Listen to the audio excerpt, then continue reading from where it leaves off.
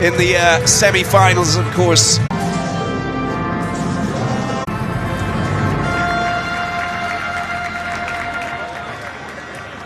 Well, you just get the impression that there's not too much pressure on their shoulders, and maybe we'll get a game where they'll just they'll let their hair down and just go all out for goals, go all out to try and win this match and finish on a high and enjoy themselves, basically. Nice moment once again between the two coaches.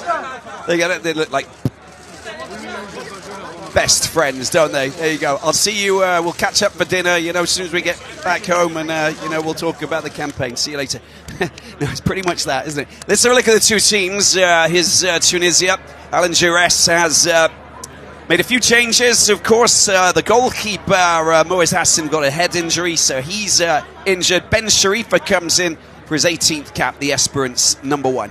At the back, we've got Hanid, who's come in for Bron at centre-back. It's his first match playing for Tunisia, the CS Sfaxian centre-back. Jalali comes in for Ben Mohamed of Esperance, well, both players at Esperance, and Badri replaces Msakni, who's out with a hamstring injury for at least a couple of weeks. That's the reason why he came off in the semi-final just before half-time. There's Hanid, and under-23s player for Tunisia. Gets his first run out alongside Meria, the Olympiacos centre-back. So he's next to someone who's got a bit of verve, bit of swagger. And Mr.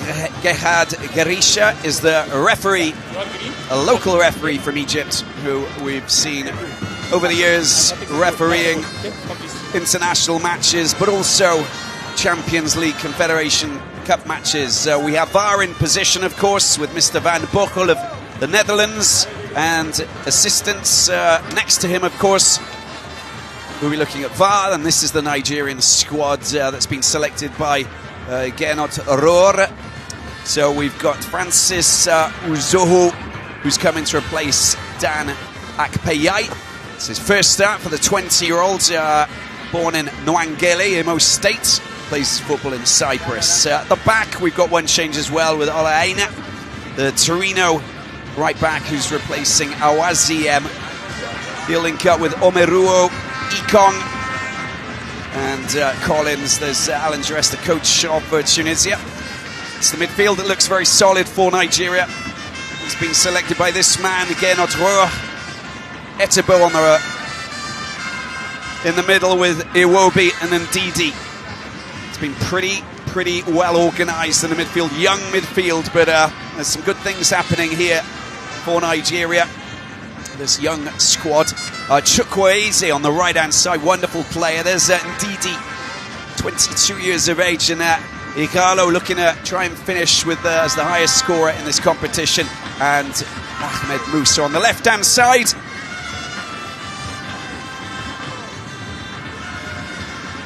Just waiting for the match commissioner to give us the all clear. The referee blows the whistle to get this third place playoff underway here at the Al Salam Stadium here in Cairo. A little bit of a breeze here tonight as well. All picked up by Ndidi.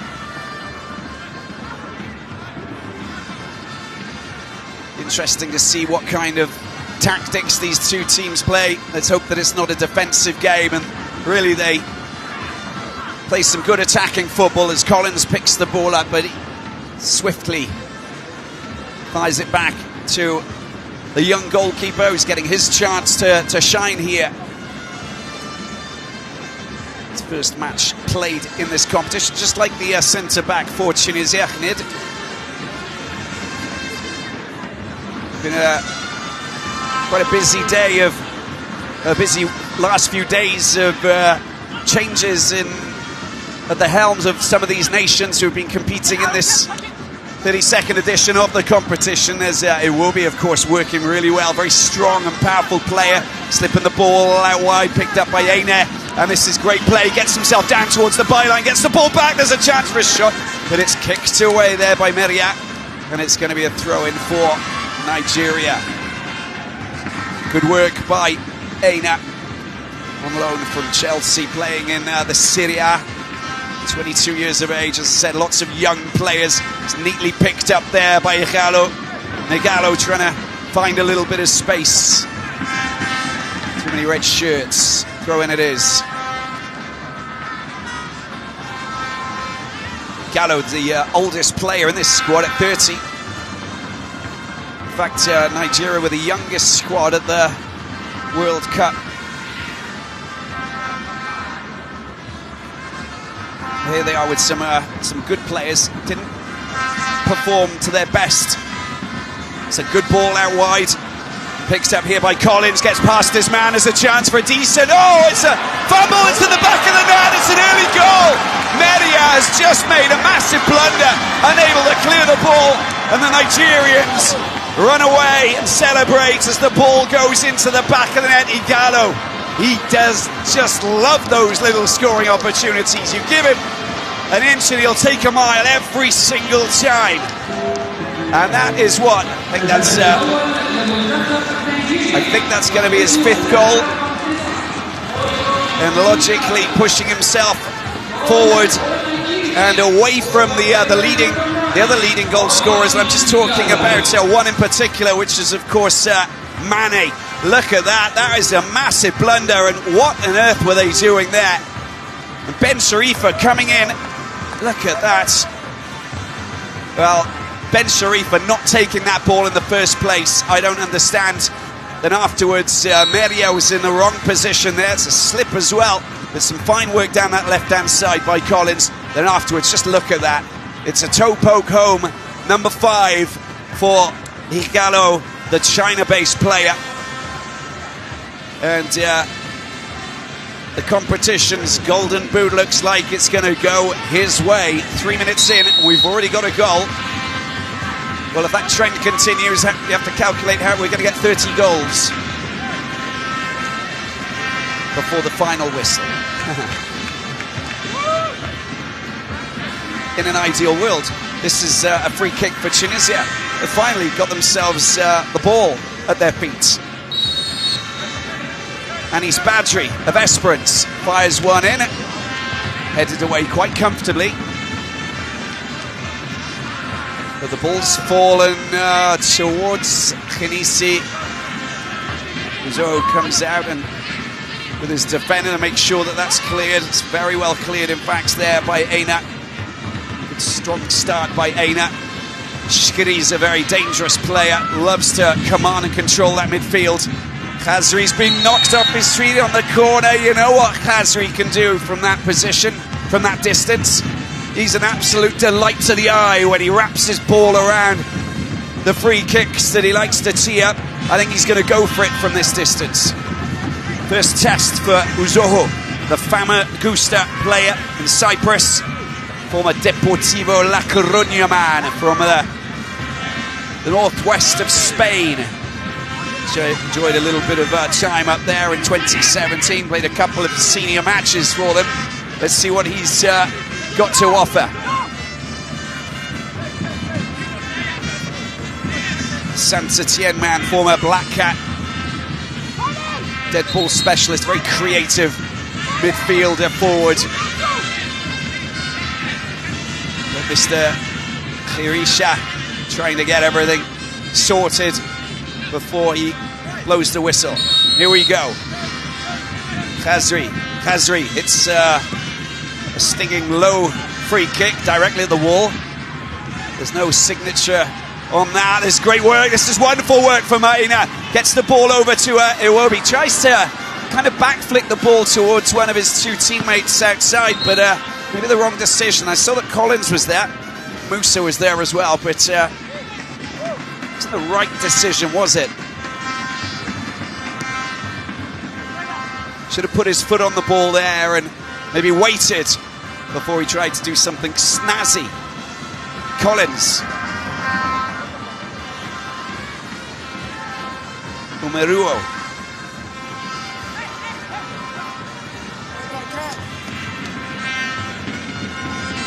Ball going back to Uzoho.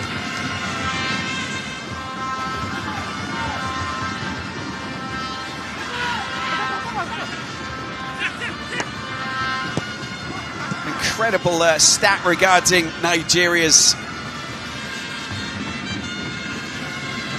presence in this competition. It's only in 63 and 82 that they didn't manage to get out of the group stage in 18 appearances. It's just impressive, isn't it? Just goes to show just what a powerful and strong footballing nation we have here in Nigeria, producing some of the best talent from the continent that go on to do incredible things.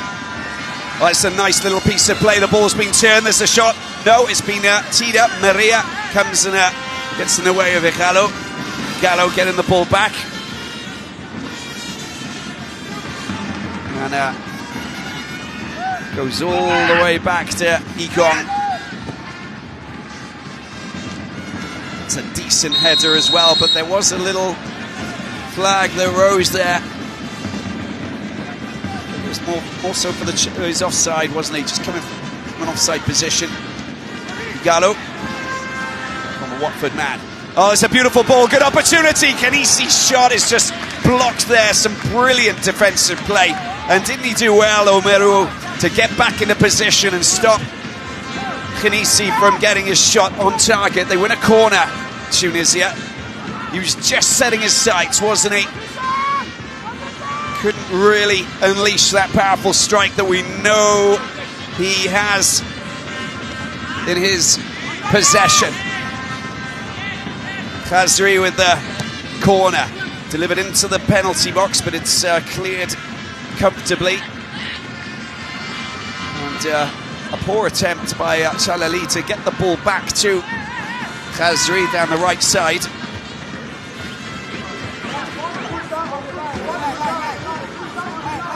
Looks very relaxed, doesn't he? Gernot Rohr, the German coach.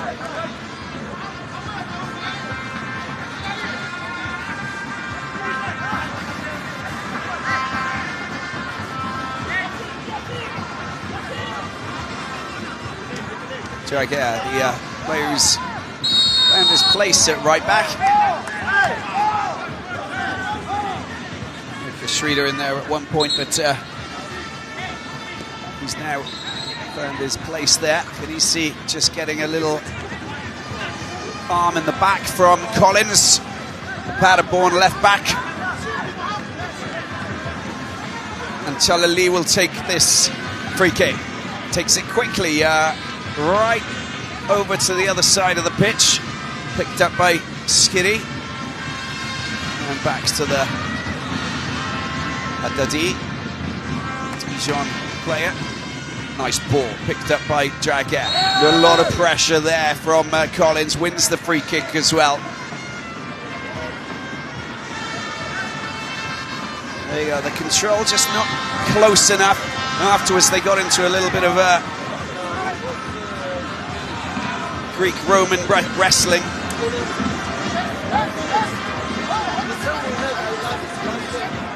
Alan Jures getting a bit of flack for the way that he was hugging a couple of the Senegal players after the semi-final, smiling at the same time. A bit of pressure there. I know that the Tunisian fans didn't really appreciate that when they saw the images. Of course, he was the coach for Lions of Teranga for a couple of years, 2013, 2015, so obviously he knows them really well. Jures fondly appreciated by some of the Senegalese players because of the chance they got to play for their country. Mane being one of them, of course. Just picked out as one of numerous players with great potential. It's a free kick for Nigeria. We'll be standing on it. Ikong's going up. Maybe he'll try and find the right net today at the right end of the pitch.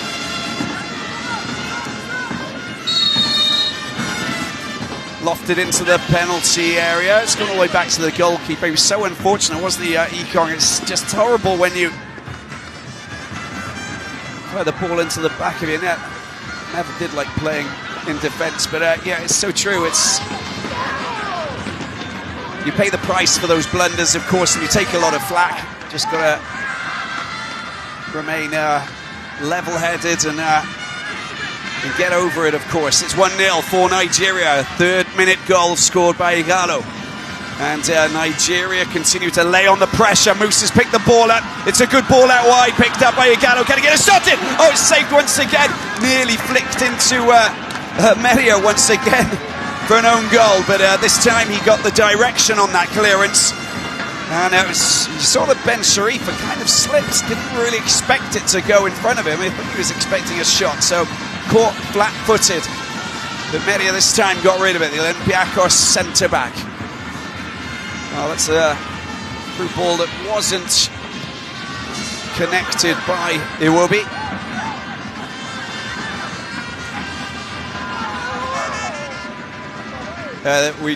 We're expecting a couple of changes, a couple of other changes from Gernot Rohrer for this Nigerian squad. A couple of players who haven't figured in this competition or haven't spent much time on the pitch, at least. I'm talking about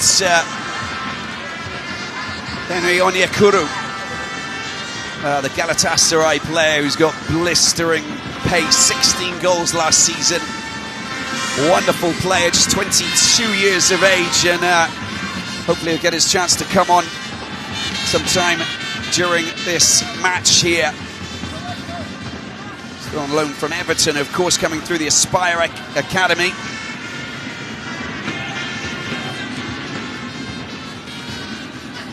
And a player who has got a very bright future. Wouldn't mind getting some game time, though. Of course, that will help him work out his future and give himself a little bit more confidence playing with the national shirt. Hopefully he'll come on during the game. It would be great to see him. Samuel Kalu, another player, of course, who would be good to see on the pitch.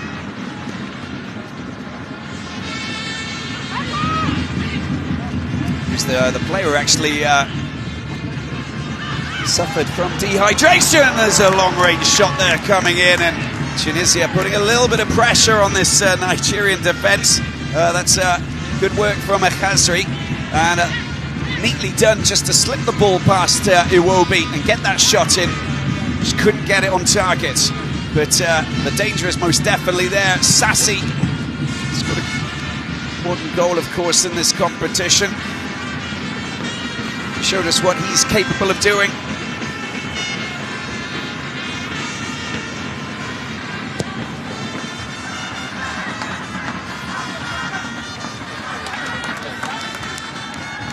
Football here in Egypt, here in Cairo for Zamalek, the White Knights.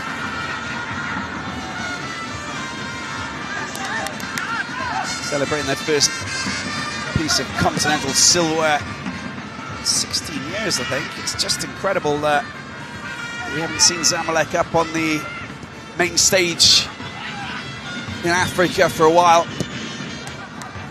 Taking a little bit of glory away from their arch rivals here in the city that never sleeps.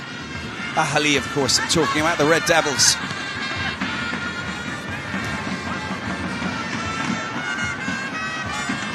"15 minutes in, Igalo's goal separating these two nations in this third place playoff here at the Al Salam Stadium. Scoring opportunities. 3 for Tunisia, 2 for Nigeria. One hitting the back of the net, but it was calamitous. It wasn't, shouldn't have really been a goal, but when the goalkeeper parries the ball into the path of your centre-back, who knocks it towards goal, it's a striker's dream to go and pounce on it and put any part of his body in front of it to make sure that it goes over that white line. Pretty much what happened. But Igalo, just like any good striker, will take every scrap that he possibly can. This is good play from Anis Badri. Anis Badri putting the ball on his left foot, gets the ball back down onto the left-hand side to his teammate there. I didn't see who it was. I think it was wasn't Sassy down there, was it? No, I do apologise. Haddadi, the Dijon left back, storming upfield to take the ball outside. And there's Khinisi, offside position.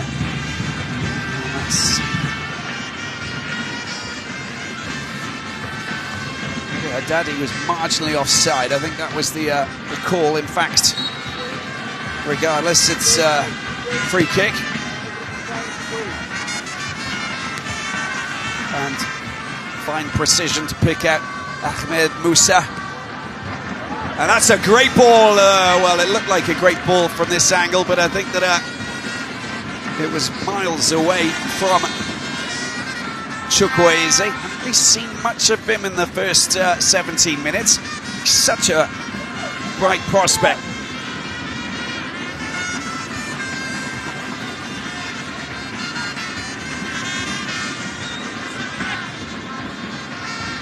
And he just cuts in on the right-hand side and shows us what he's capable of doing. Badri working well. He goes down just to Khinisi, goes for a little run. It's going to be the first yellow. And there it is, picked up by Ndidi.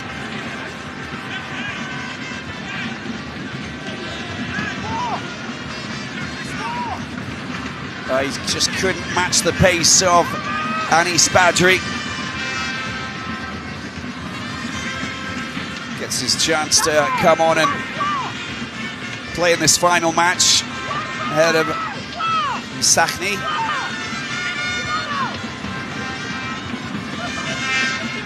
Player who's being targeted by numerous clubs in Europe. Talking about Marseille and also Arsenal, Tottenham. Khazri, Saint-Etienne. Plays his football at that wonderful Geoffroy Guichard Stadium. Wonderful team back in the 70s. Can Tunisia get the equaliser? Coming up against Uzoho. Khazri, oh, it takes flexion. We'll have a corner. Wall doing its job. Blocking the shot. Let's see from this angle. Well, it was looking pretty good there from Khazri. The resulting corner brought in. It's not bad at all. There's a header there. The ball falls down dead, but it's blasted away there by Omeruo. And goes all the way back to Draguer. Mohamed Draguer. Well, that was a wasted long ball upfield. Collins has the ball at his feet. Very calmly, neatly done there by Omeruo. Picked up by Ndidi. Chalali not... Oh, he does well, Chalali. It's a very fine piece of play, and the control just letting him down there, Khinisi. Lofted up field up to the halfway line. There's a bit of movement there with Igalo trying to latch onto the ball once again. Another 1-2, but it's just not good enough for Thibaut.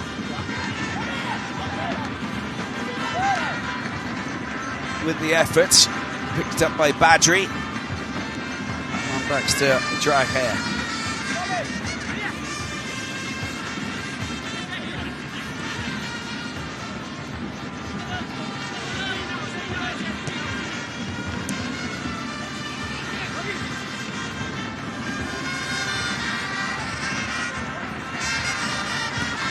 Tunisia sending the ball up, and that's gone a little bit too far there for Haddadi. That was Sassy.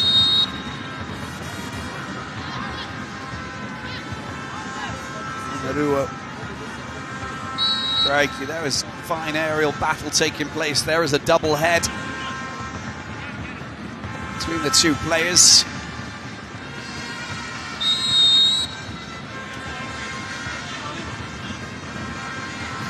for Tunisia. Although Igalo claims that it should have been for him.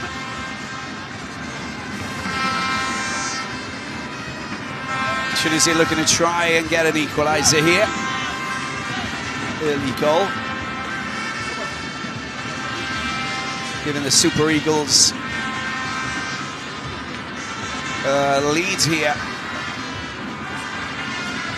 Finish in third place. A number of times they finished in third place. It's just quite incredible, in fact. 7 times in total. Runners up on 4 occasions. Winners on 3. As I said, group stages twice, and then there was a quarter-final that they've managed to finish as well. That in itself is just absolutely remarkable. Well, there's a lofted ball into the penalty area. It's going to be a corner. Yukon coming across and clearing the danger off his left thigh. Kenisi's work rates in the final third is really inspirational. And all youngsters who want to become good strikers, just watch him run and watch the movement that he produces off the ball, because it's very credible. Badri gets the ball back. That's Charlie. No room for that ball. It finally gets cleared, picked up down the left side by Musa, who gets a little bit of a raised arm there by Badri around his neck. Free kick it is.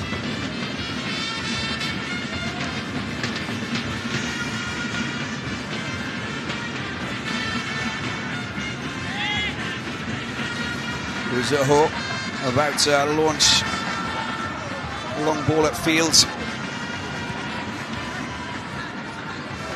A number of coaches that have lost their positions in the last few days. You got Hervé Renard, who quit his position as their head coach of Morocco. Of course, they had a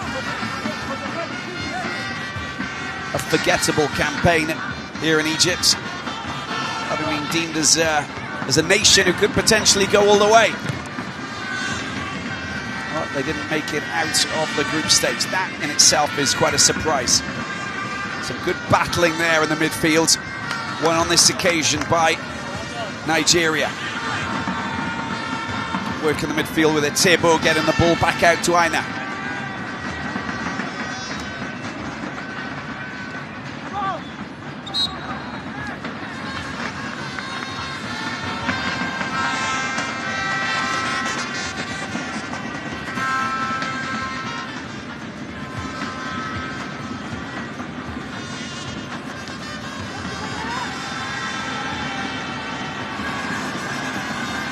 Very good work, nice little touch. The ball comes to Musa. Musa's little flick, and again it was a bit of a blind flick, but there's backup. Igalo tries to feed the ball through to Collins, but the Paderborn player not getting hold of that because it was blocked by a Tunisian. It's not exactly the rainbow flick of Jay Okocha, but still, it's would have been something special if it would have met the player. 3-4 shots through. Ball possession, of course, pretty well balanced.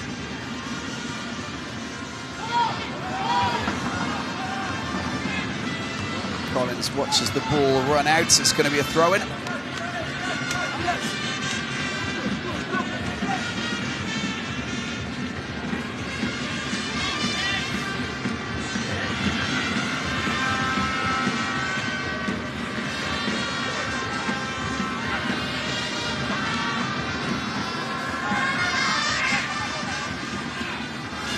Well, another good ball at the left-hand side, picked up by Musa. Musa, can he get the decent delivery in? That's not bad at all this time. Comfortably cleared, but there's a chance for a direct shot there coming in from Ndidi, but he couldn't get his knee over the ball and produce the perfect shot. Sassi making a real hash of that control and clearance.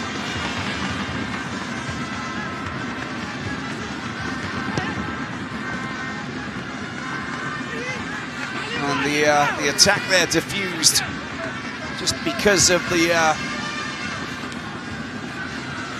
lack of potency going into that shot from Ndidi. Here he is, giving the ball back to Kong. Udinese. Syria comes out wide to Collins. And the left back getting up into a good deep position here. This time he just can't get past Dragier. That might be a corner, in fact. I think it did come back off the right back.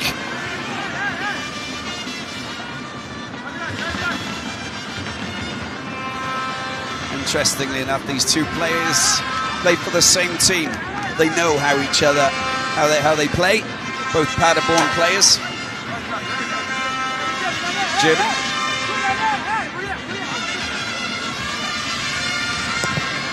Here's the delivery there by Musa from the corner. Plenty of space over on the right-hand side for Aina. Aina gets his cross blocked. It's going to be another corner, this time on the other side.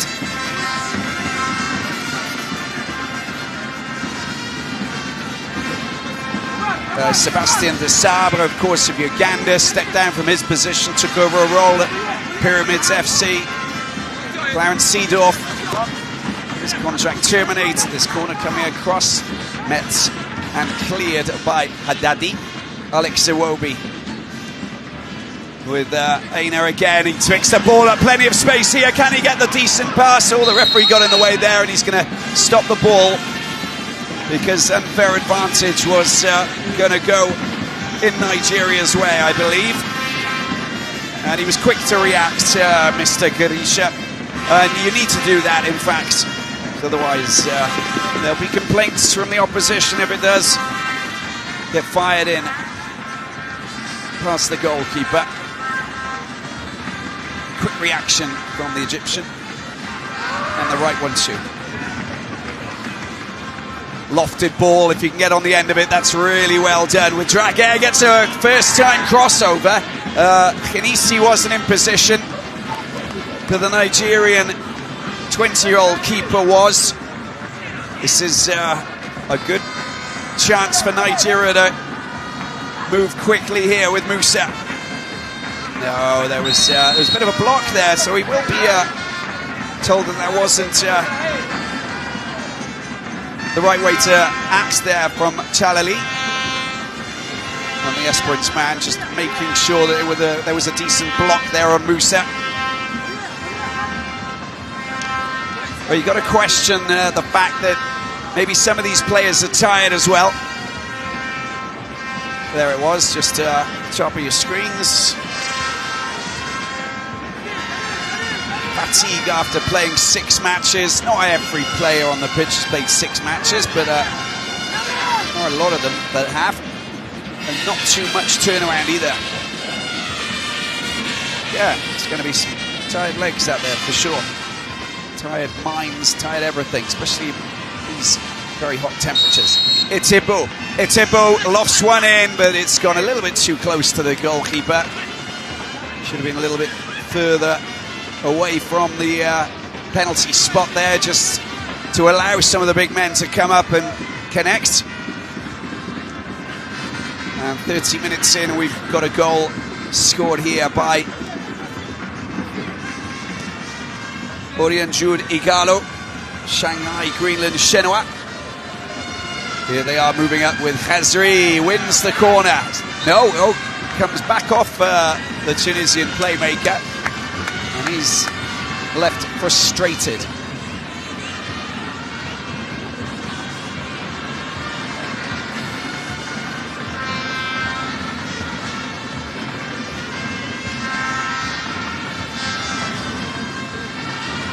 Yeah, that's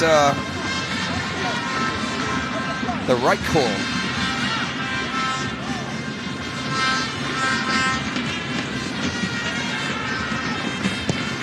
To the former goalkeeper of Nigeria, like Shoronmu, urging them to go for bronze, of course, at all costs. Bring something home was the call. sure that he wasn't referring to a pocket-sized replica of a Giza pyramid. No, definitely not. They want bronze. And they're going for it tonight, the Super Eagles. It's a beautiful ball through, maybe a little bit too strong for Musa. And it's going to be a goal kick. That was over the line. The right call. Yeah, more than 2/3 of the ball was over the line. You can see that. Not from that angle.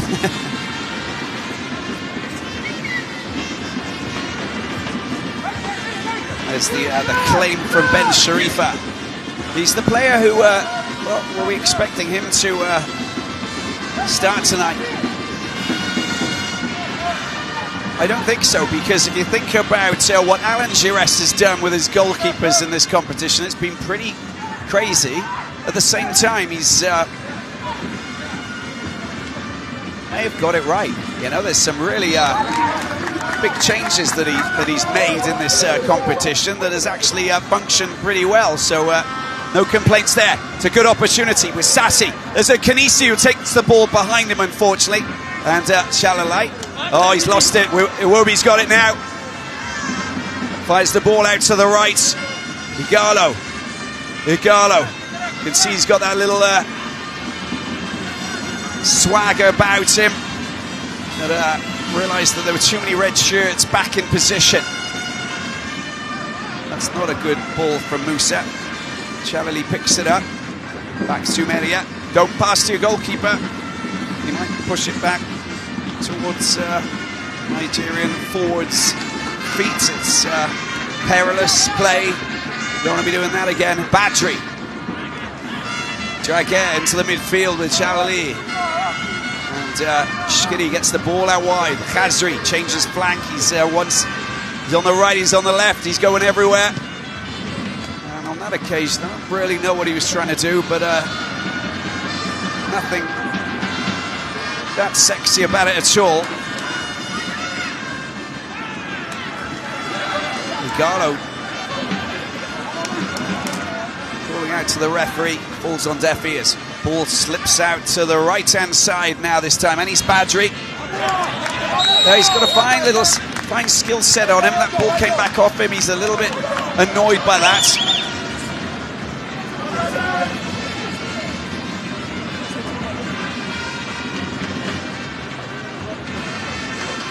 No reason to call for anything there from Igalo.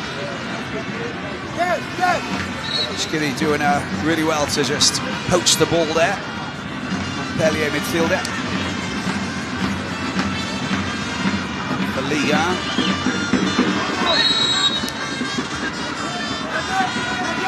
Yeah, you're not meant to control the ball with your arm.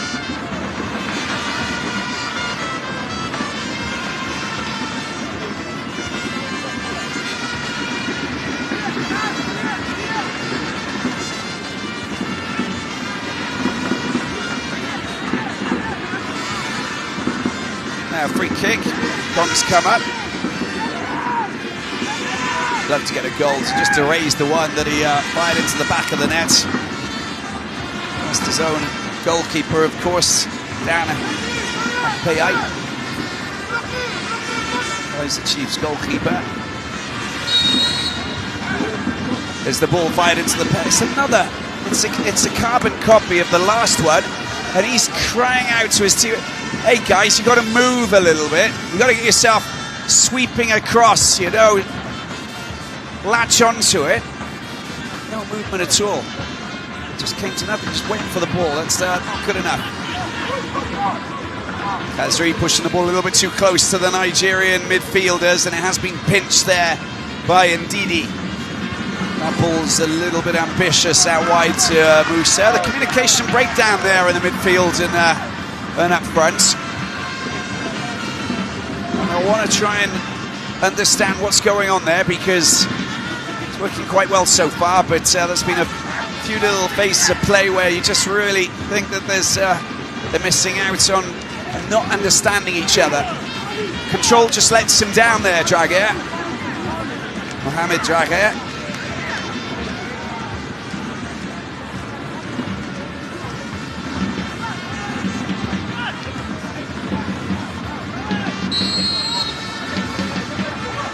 So difficult to digest when you concede a goal in the 95th minute. Of course, that's what happened with Mahrez at the Cairo International Stadium against Nigeria. Very difficult. They battled back so well. There's Musa with the ball. Iwobi straight to Didi. Kong comes up, lends a bit of support, and it comes out wide to Aina. That's not good. That's a poor pass. Picked up by Khanisi. Sorry, by Sassi, and again, I don't know what's happening here, but passing in the midfield, lacking the meticulous precision that we'd expect from these two teams who played 5 games in the space of 3.5 weeks. No, seriously, just expect it to be a little bit more precise. This is a chance, and there's the shot that came in by Chukwueze. I think it's probably on his 3rd touch of the ball in this match, in this first half. Really hasn't been present, Chukwueze.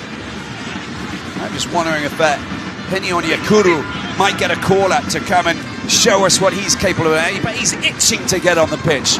I'm itching to see him on the pitch, but let's hold our horses. Might be a little bit too early for a crazy substitution, and I'm not the man at the helm of the Super Eagles.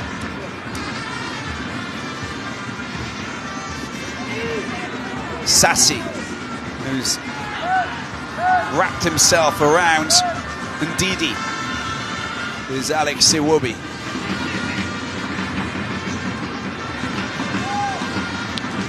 Neatly done to just get himself out of that shackled position. Bit of space there, and then the ball comes out wide.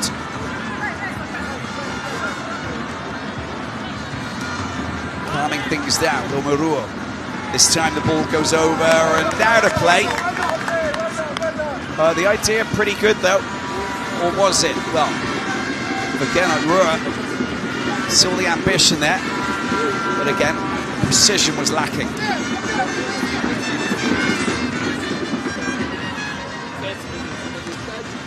Khanisi unable to get anywhere near that. It's great work from the Leganes player, Omaruo.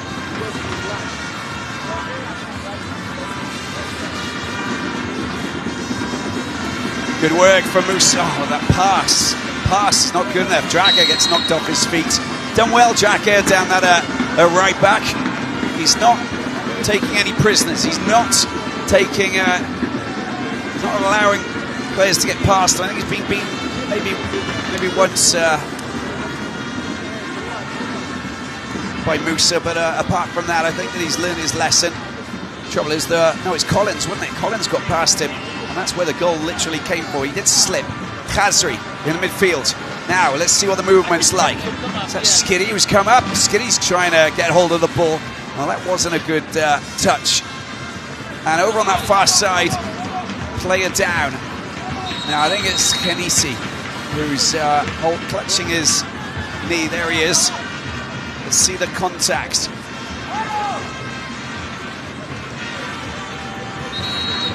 Okay, studs on the inside of the left ankle. That's probably what he's clutching. See it in slow-mo, you can see the pain there. But Khanisi in a bit of trouble over on that far side. Well, of course, with these temperatures here, he's running over to get the bit of water.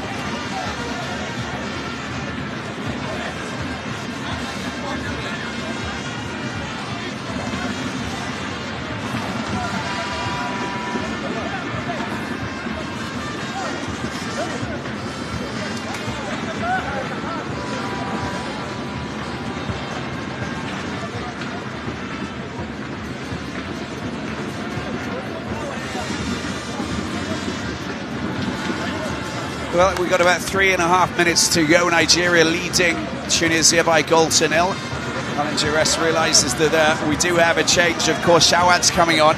Logically, Khanisi's he's already Khanisi might want to go back on. Is he feeling up to it? I think Alan Giresse just said, look, get him on, let's... Not yet, it's not going to happen. All right, okay. I think he said when the ball goes out again, I saw Giresse with a little reaction. Maybe, yeah, when the ball goes out next, he'll come back on. So he said, made the throw-in gesture there. But Khanisi is...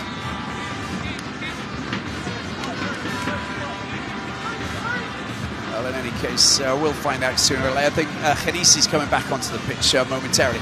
Anyway, play out the rest of the first half if he can deal with it. Heat is obviously affecting him at the same time. Get chopped down like that. It's physical. Igalo just running into a brick wall there.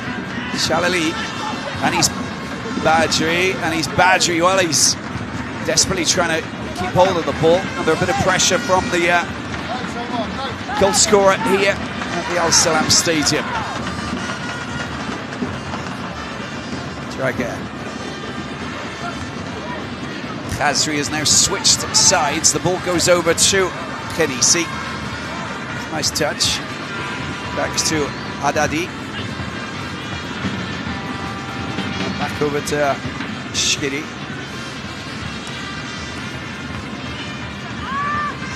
Khanisi.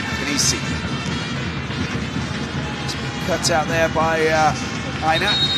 Did well. It's time for that change. I think Giresse has just decided that if he's suffering, don't keep him on the pitch. Although you can see that he's a little bit frustrated because he's got the ball in his... No.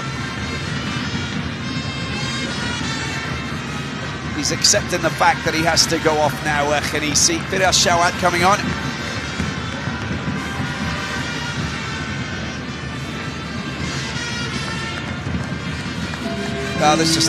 We just don't want to take any risks, really. So, if he's not 100%, he's not 100%.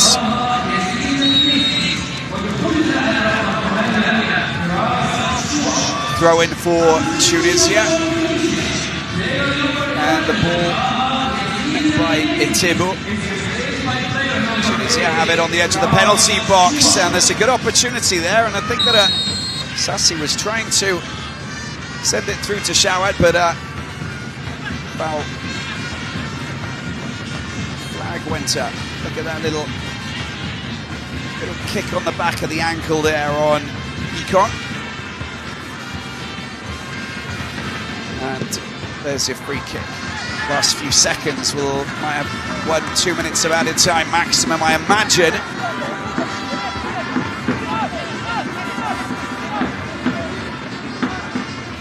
Tunisia trailing. Nigeria, that's well played by Igalo. And he's got a free kick there if he wants it. And I think the referee is going to stop and blow the whistle because it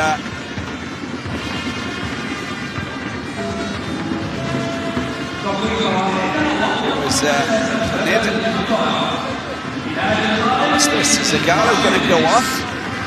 1 minute of added time. Has he pulled a muscle there?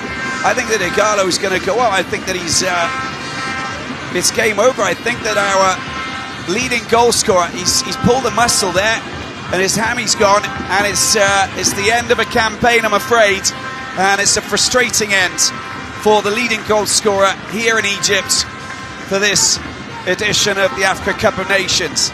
Pulled the hamstring in the back, just pulled up. You saw that, and that's why he couldn't play on, of course. And this is really sad to see, and he's just frustrated there. He's had a good competition, of course. Some key goals that have helped him and his team, the Super Eagles, soar into the semi-finals. Just couldn't get past the Desert Foxes in that semi-final after Maria Mahrez free kick in the 95th minute.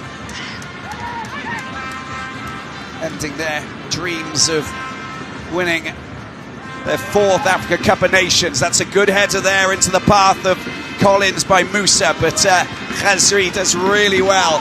And we're already a minute and a half into added time.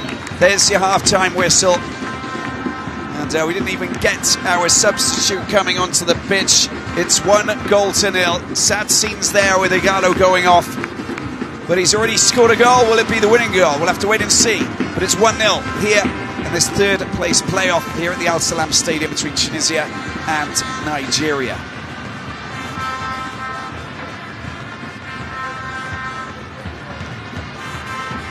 Well, I think that we've seen some interesting football. We've seen some slick football. We've also seen a pretty scrappy game, haven't we, in the first 45, because some of the passing has been pretty mediocre, and a lot of lost balls, a lot of stray passes, and I think fatigue. To be perfectly honest with you, I think the heat and the fatigue is most definitely getting in the way of these two teams, and I think that it's going to get a little bit, I'm going to use the word funky, but it's going to get a little bit strange in the last 20-odd minutes. We might see a lot more wild passes and poor passes, lost balls in the final third of the game, just because of the fatigue, because of the heat, and because they just run out of energy coming into this stage of the competition. There's something to play for, of course. This is not just about pride. You want to finish the third place on the podium. It's better than the fourth place. But we look at the stats. We're level in possession. It's been a clean, fine game. And one shot on target for Nigeria. One goal. And look at that. No shots on target for Tunisia. They just need to pull up their shooting, pull up their socks and get on their shooting boots and try and find the back of the net. Let's have a look at the highlights from the first 45. This is the moment that, it was a right mess at the back, wasn't it? First of all, Collins just sweeping down that left side. He gets past Badri. In fact, it wasn't Draguer. And then that's ball that's parried by Ben Sharifa into the path of Maria, who touches it, and then afterwards Igalo's there to stab the ball home. Kanisi doesn't pull the trigger quick enough. Great block there coming in from Omeruo, and the Leganes player gets in the way to stop Kanisi from getting a shot on target. Musa getting the ball out to Igalo. And look at that, that was cleared this time.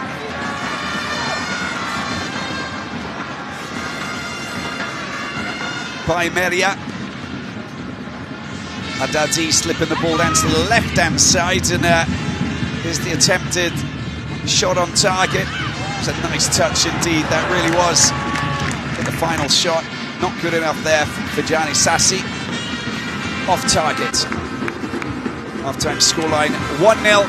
For Nigeria, this third place playoff. Take a break, back in a few minutes' time for the second half.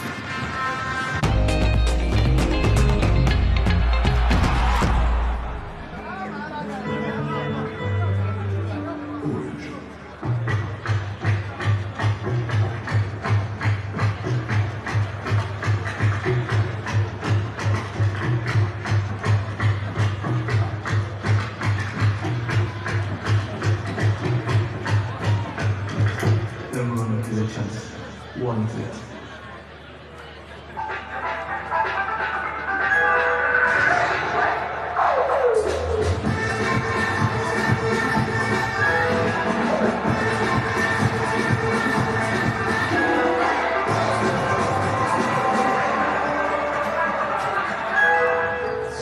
عشان يحبك للكورة ملهوش حل، كل ما تستخدم فيزا أكتر في مصر وأنت مسافر كل ما هتقرب من حلمك. فيزا أينما أردت أن تكون.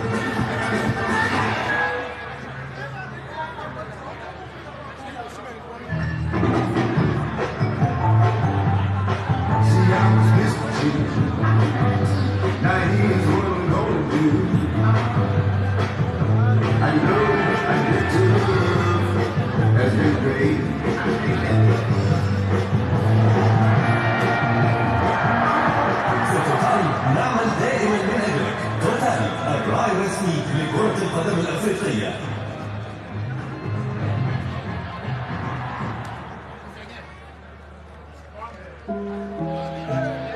Orange, the historic sponsor of the tournament, presents the Fan of the Match Award.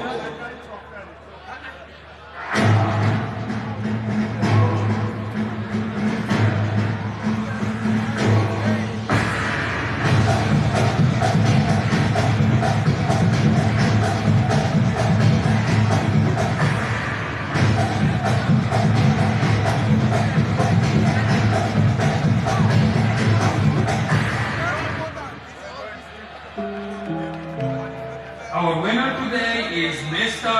Mosibao Babatonde from Nigeria. Congratulations, Mr. Mosibao Babatonde.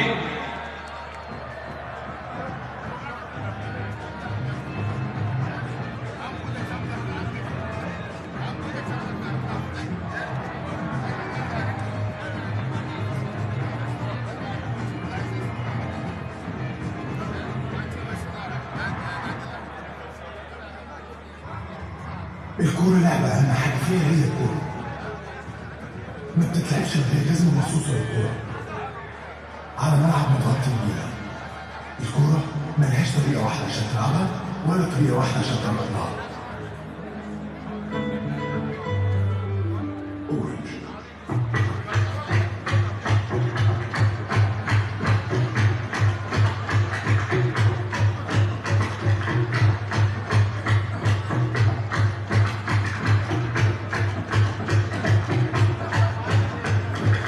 Everyone is a chance. One fit.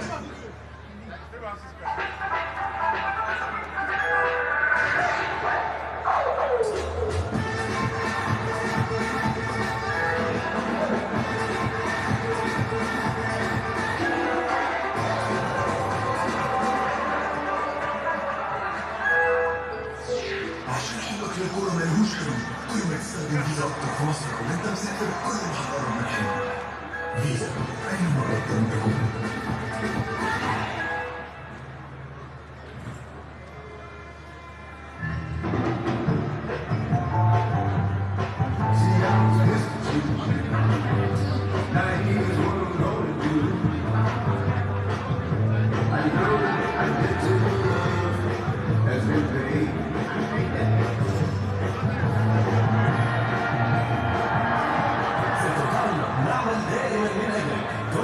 الراعي الرسمي لكرة القدم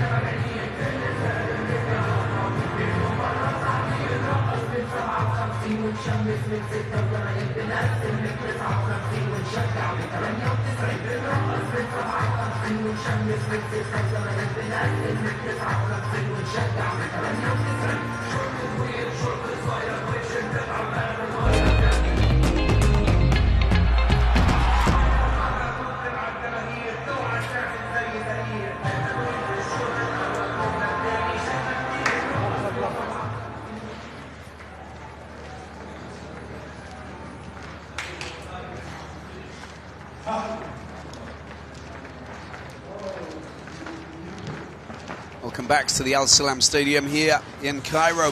Nigerian players just coming out of the changing rooms with their coach, ready to try and bolster their lead against Tunisia. They got a 1-goal lead so far. It's an early goal scored by Igalo, who scored 5 goals in this competition. He's the leading goal scorer, but he won't be able to score any more goals because he's gone off with a hamstring injury, and that has ended his campaign. Just a couple of minutes before half-time, just pulled up, and unfortunately he will play no further part in this match here.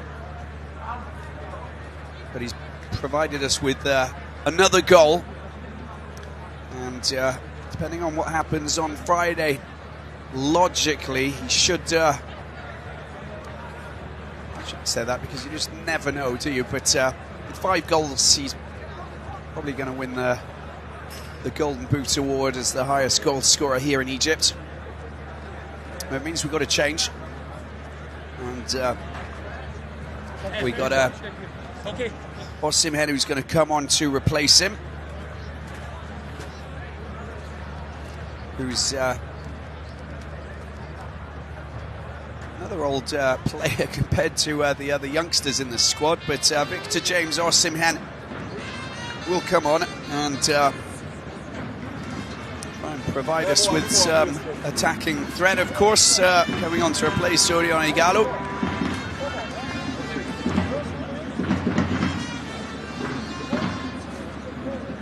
First match in this competition.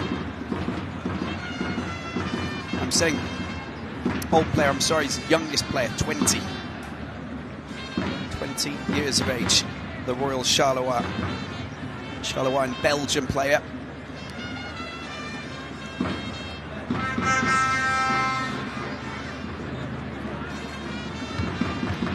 Last moment to prepare for the next 45 minutes. This game could go to penalties, it will not go to extra time, and we'll have the awards ceremony afterwards directly, and the winners will receive their medals, of course, for 3rd place in this competition, as we build up, of course, that point for the final on Friday.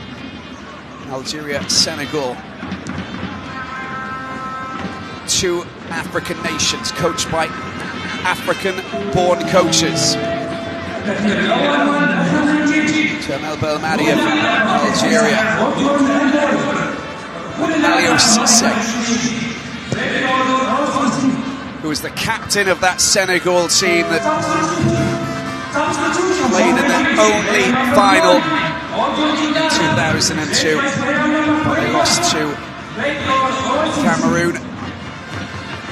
The final penalty kick was struck by Aliou Cissé. The fine strike as well, if it was saved. If it had scored that, they would have taken that game into sudden death. But it finally ended, it was 4-3 in the end, but in any case,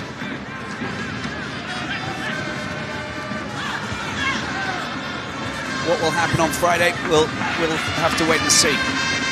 News coming through today that we have the name of the referee who's going to be initiating that final, of course, and it is the well-respected South African referee, it's Gomez.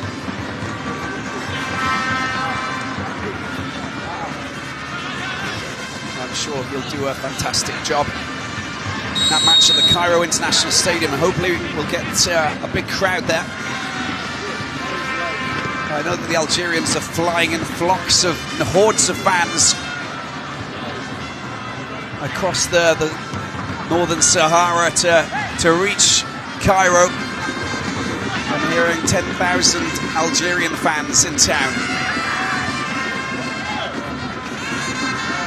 Just wondering, this is a good, excellent ball, a chance for Tunisia. I don't believe it's been missed. Shalan with a great scoring opportunity. I think the flag did go up though. Let's have a look where Khazri is.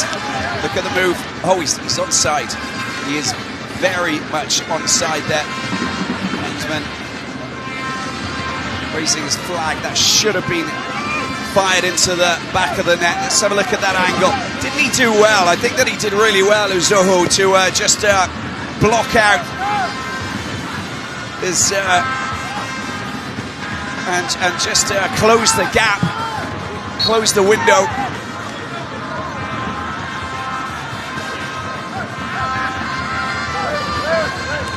Did very well, Uzoho.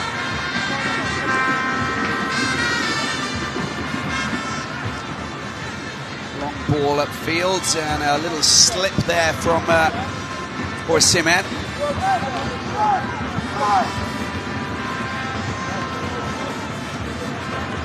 Ball goes back to Ben Sharifa, a long ball up towards the halfway line.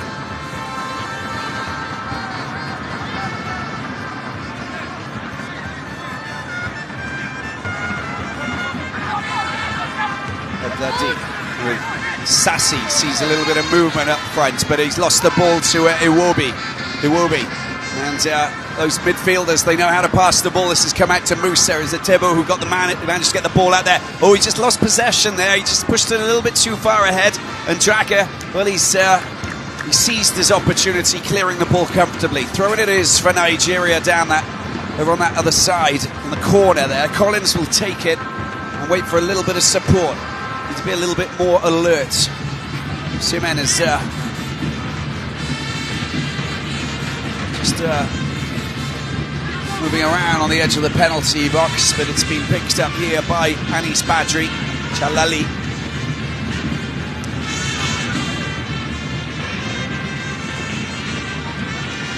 And Khanid doing really well as well. Chalali getting the ball back. Shkiri. Oh, Shkiri losing the ball. Two players on him. And there's Musa tidied up there. Didi gets involved and the ball is back with the right back, Aina. Didi. Etebo. Omeruo now. And closed down there by the Tunisians. See what the movement's like in the midfield and up front with Osimhen.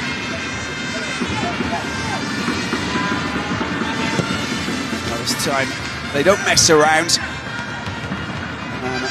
Uzoho gets rid of the ball. It's going to be a throw-in for Nigeria. Stopped by Gernot Rohr. Sees himself up on the big screen. There he is. He's aware of the image that and the cameras are on him. He always looks pretty calm, doesn't he? Well, he does for this match anyway. The ball chested there and it's fired back. And the pressure from Shad. He's been given instructions from Gires to run and chase absolutely everything, which is good. Exactly what you want to be doing. There, just telling the young centre forward how he operates. Didi's over-ambitious ball down that left side.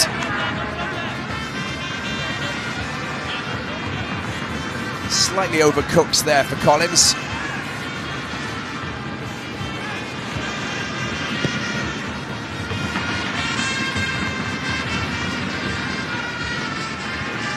And tidied up with Ekong at the back.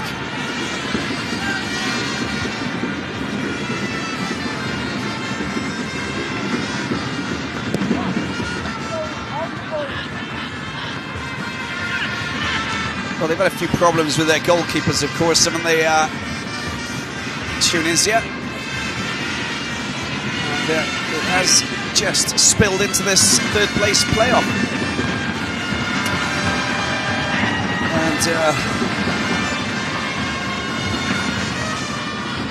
They just need to make sure that they are in a good place and holding force at the back. And I was surprised when I saw that Ben Mustafa wasn't the goalkeeper that was picked for this final match. Khazri slips the ball out to Haddadi, but is possessed. It's been picked up quite comfortably there by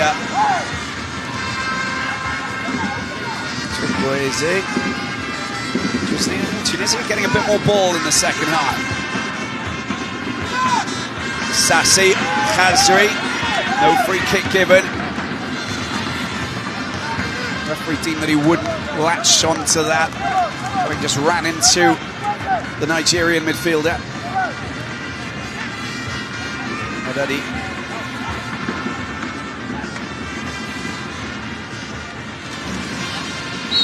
And that was a foul. Shalali's brought down there, side down there, and that was just that's inexperience from Osimhen. Well, that was the foul there by Etebo. Could have got a free kick for that as well. In any case, it's a free kick for Khazri. We know what Khazri can do. And his last effort, which was a long, long time ago, well, literally about 20 minutes into the match, was a very stale effort. It was low, it was struck directly at the wall. Let's see what Stéphanois can do now. You get the chance to go and watch a Rhone derby between Olympique Lyonnais and Saint-Etienne. I tell you, it's a feisty affair. This is feisty, maybe a little bit less as OM PSG here in France. Khazri with that right foot, strikes the wall again. Balls by the Saint-Etienne player for handball. Still flailing his arms around.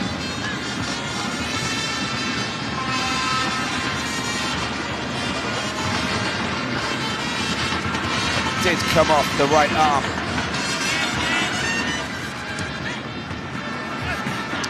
Referee's decision is the final decision. Oh, he's got a bit of space here. Khazri gets the ball out wide. It's a chance, a good opportunity here if he can get his crossover. That was a very weak attempt at a cross. Draguer, who tried to fire the ball into the penalty box, goes out for a throw-in. It's a throw-in for Haddadi.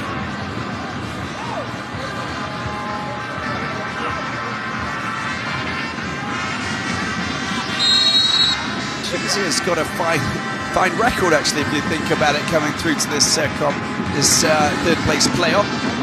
5 draws, 1 win, unbeaten in 90 minutes. But Naim Sliti's about to come on, and I think he is going to come on possibly for Badri.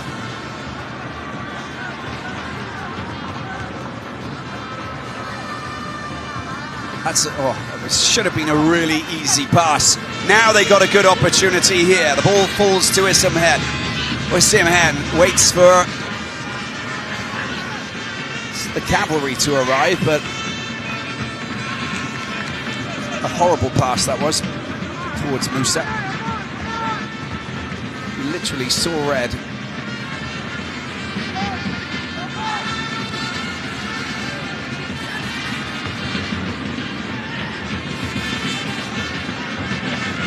As well, Chalali gets the ball, comes out to Meria into the midfield. Shiri with a bit of space. This is what he likes to have. He has the opportunity to slip the ball out to the right hand side. Makes that call. Long range effort, and it's not a bad effort there coming in from Badri. I think he can sense that he might be heading off the pitch in a minute. That's our first shot on goal for Tunisia.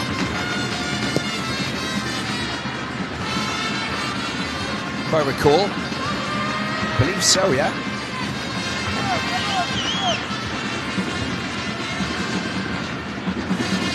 Because Khazri's free kick hit the wall, of course, as we remember. That's well kept in by Alex Iwobi. He's not going to take any risks there with Sassi coming across. And logically, we're going to have a change, and it's going to be Badri who comes off. Well, I thought that Naim Sleety played a good game when he came on for Sakhni in the semi-final. Got to play a full half, of course. The other team captain went off injured. He's got a fine skill set, good running, very fast. And he likes to take the ball forward as well. Not afraid to take on defenders. We'll keep an eye on him.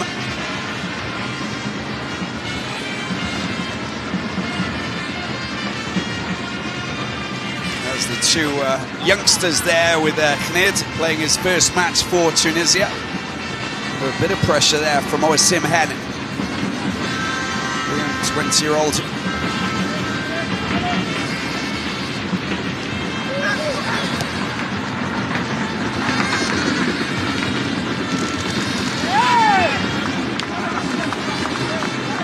Played his first season with Wolfsburg. We got a corner, as you can see, with Khazri there with the ball in his hands on the ground, waiting for red shirts to come up and meet this. Of course, Nigeria, big, strong, burly players in the back. Well, they have made a mistake or two. They've got to be careful. Here's the nicely flicks away there by Uzuhu. And out for a throw-in.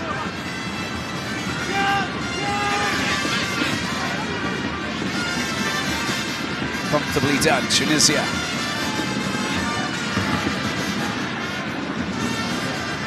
Oh, that's a very poor pass there by Haddadi, picked up by Musa. Musa's got plenty of acceleration, pace. Doesn't use it on this occasion, decides to pass the ball back, reconstructs, and go through from the back forwards. Aina, that's a good ball to Alex Iwobi. His touch lets him down. And it's cleared by Meria. Khazri. Oh, that's going to be a free kick, surely there. Chalali just bringing down Oisim Hen.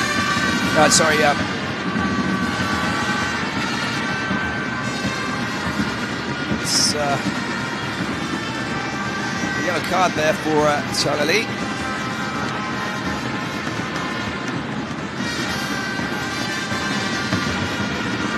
Etebo, Stoke City man, look at that, you see that, those studs, that's nasty, isn't it? It's late, totally deserves a yellow. But 30 minutes remaining. This has not been a thrilling third place playoff.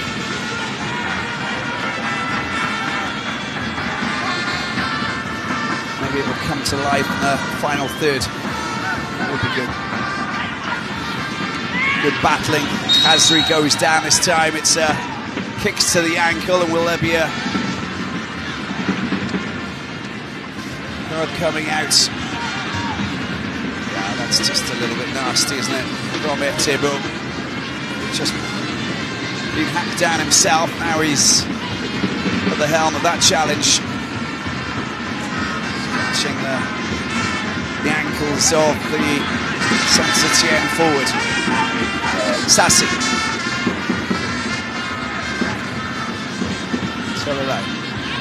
It's the ball out wide. His name Sleety. Sleety just lost the ball. He'd always lost the ball with that touch there, which just let him down. Afterwards, he was playing catch up, bringing down Ndidi. Free kick it is for Nigeria.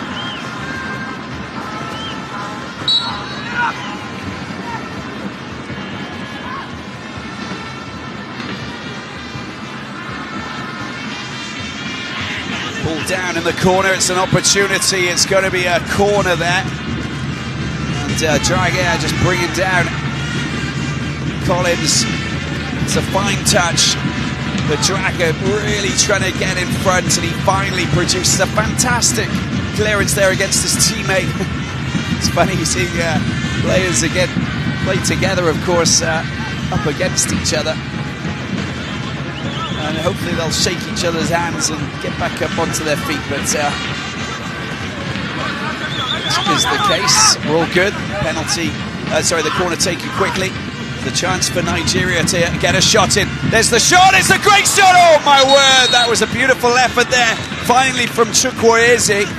And let's have a look at the goalkeeper's reaction, Ben Sharifa. That was just going to sneak in inside the left post, I think. It was coming around sumptuously, a little flick from the goalkeeper's hand, and the Esperance #1 gets rid of the ball. Corner it is, corner number 2.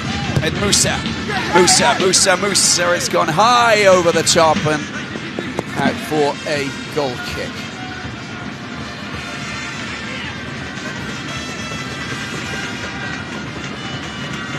And a brilliant shot, and a good save as well. Well, it would have been close. Chukwueze, the Villarreal man, just 20 years of age. As I said, there's lots of youngsters in this Nigerian squad. It's very encouraging when you see the talent that we have out here and what Ro's trying to do. And hence the reason why this man has been allowed to stay on. Of course, the target was get into the semi-finals. Of course, Ro took them into the qualify for Russia. Here's a good run from Osimhen. Osimhen tries to get the ball across to his teammate in the middle there who was charging up. Etebo, but now it's Tunisia on the far side with Sliti Naima. Chalali picks the ball up. Inside pass there, Kong meets it. Fires it away immediately. Picked up there by Collins. And here's Etebo. Iwobi with plenty of space. Look at the acceleration. That's not a bad ball either. Picked up by Aina. Chukwueze cuts inside. Nicely done. That's a beautiful ball. It's a good opportunity, this is, but the flag has gone up. But Osimhen saw that there was a good running chance. Just timed it a little bit too early. There it is. Fraction offside, but honestly, we're talking centimetres there. Good run.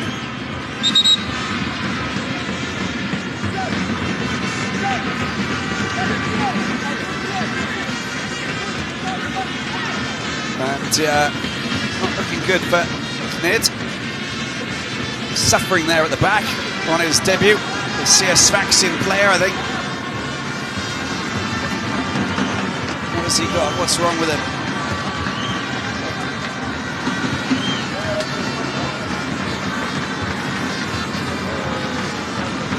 Alan Juras. Still waiting to see that goal. Got one shot on target now, Tunisia. It hasn't been a goal fest out here today. Here at the Al Salam Stadium, unfortunately, but we've still got 25 to go. And I think he's being told, what's Alan Juras got to say about this? And it's looking at, is he okay to continue? I think we can have a change. They're just not messing around. Rami Bedoui comes on.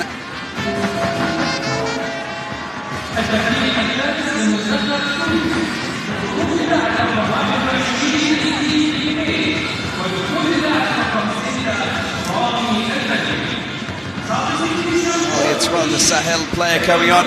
It's first match playing for Tunisia.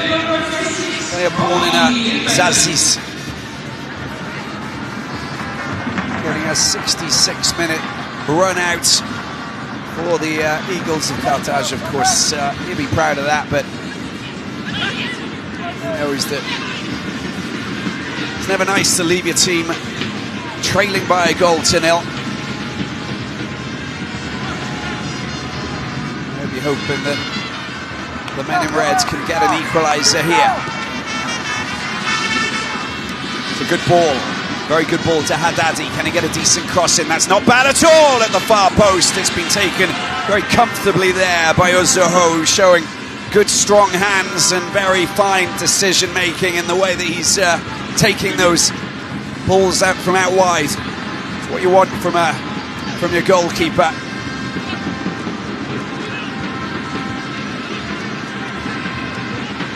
He's the youngest ever foreign goalkeeper to make his debut in the Spanish Liga, by the way. Uzoho, playing for Deportivo La Coruña.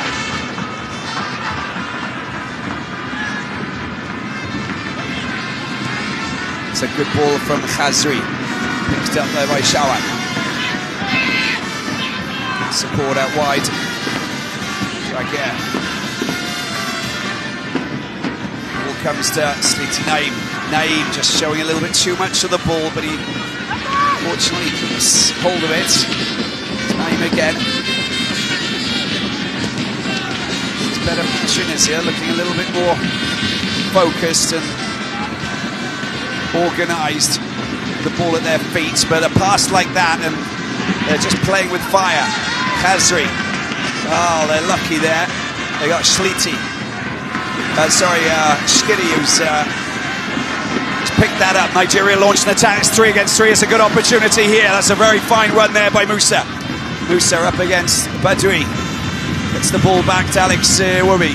Down. Oh, that wasn't a good little turn. It was easily read there. Easily read there by Badoui. Well, they got the ball back.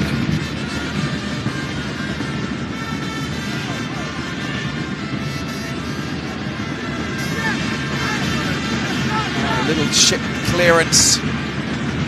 Naima. Sliti with the ball at his feet. Sassi out to Shkiri.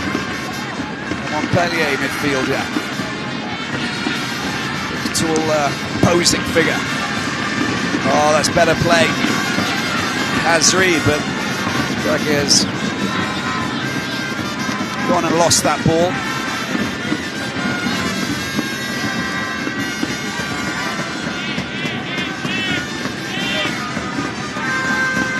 Battling there, wasn't it, from Khazri, Saint-Etienne player. That's what he's known for. Just a dead ball specialist. A good ball down to Shawak, up against Ekon. Going to get past his man? No, he decides to play the ball back. It's an opportunity for a decent cross. The cross comes in. It's not a good one though. It's met easily by Omeruo. But Jaguar has it now at his feet.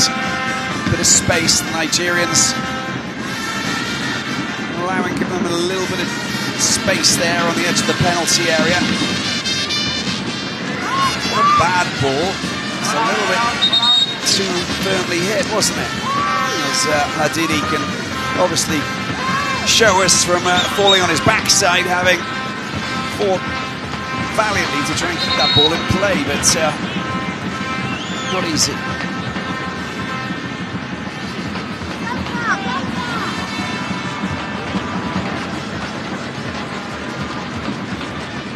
Well, will we see some more tactical changes that will tell us the outcome of this game in the next 20 minutes? Only they know. Those two coaches, Roar and Gires. It's a good ball. Chalali, I don't know if that was, well, it's a very quick ball out wide to Khazri. Some fine battling there from Collins. He is staying on his man, but he's just lost Khazri. Commits the foul. Free kick it is.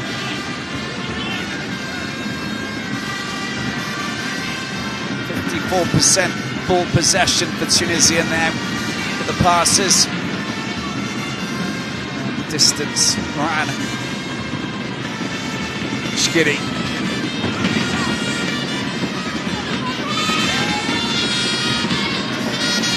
good run. That's a good move. That is. Khazri takes the ball. What can he do here? Oh, he just falls over. Can't control it. And it's going to be a free kick for Nigeria finally. And this is the reason why. Oh, he's not offside. He's been kept onside by Collins. No, there was nothing wrong with that. The foot was up. Touch there. I think he just put the studs down on Musa.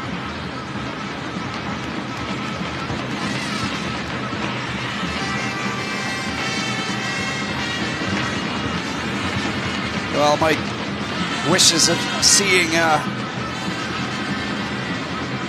Henry Onekuru come on wearing the number 11 shirt would be good if he could, but even Samuel Kalu, the Bordeaux man. Two exciting players, but I can see one change, and I think that we've got Moses Simon who's going to come on, the Levante forward. That's the change. Well, maybe General make two changes up front. He did say something. He said the reason this is a ball that's gone over the top, Sharat. Oh, he's gone down. Well, there's nothing in that, and Sharat knows it. That's why he's back up on his feet very swiftly. Gets the ball back, and he does a really good job in getting the ball back. That's a nice slick piece of play. The ball comes across. It's been cleared there quite comfortably by Ekong at the near post. Now that's absolutely fine. There was more of a free kick for Nigeria rather than a penalty for Tunisia. There you go. Look at the left arm of Shawa.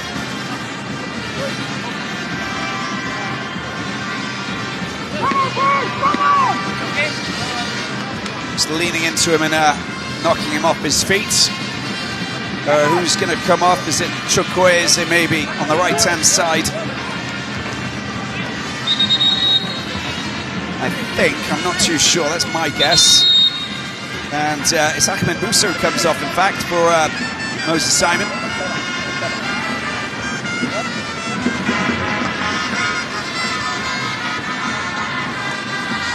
Another Levante player.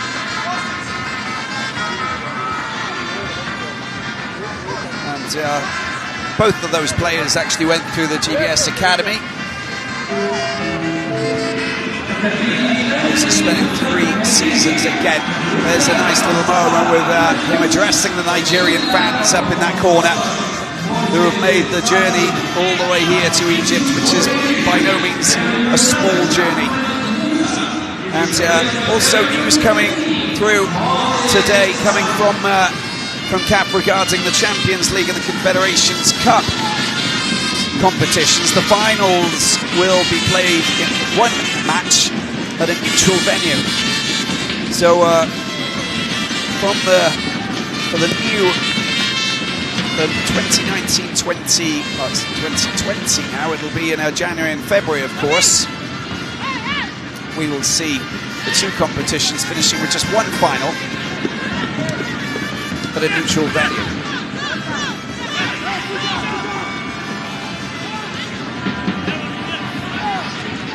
Ball comes out to Melia. Haddadi. We've got 14 minutes to play here at the Al Salam Stadium. Third place playoff. Bigalo's goal in the 3rd minute after a calamitous. Didn't get the crossover there, Charlie, but no one was really expecting it to come over, but did well to get down past Collins. Put his foot behind the ball, placed it in the box. Nigeria on the attack up the other end now. Super Eagles looking to try and make it 2. There's Alex Iwobi pushes forward. Oh, that's a strange through ball. It wasn't really a shot, but it was hit with quite a lot of power. picking the ball up now. Let's see what intricate footwork they've got down this right-hand side. It comes to nothing there. Chukwueze losing possession, picked up by Sassy here. Here's Sliti. He's got a player in the midfield if he wants to pick it out. That's very well played, Chalali. Oh, he's still got the ball at his feet. Well, it's very lazy play, wasn't it? And I think he thought that he'd lost the ball. It was a complete miskick, wasn't it?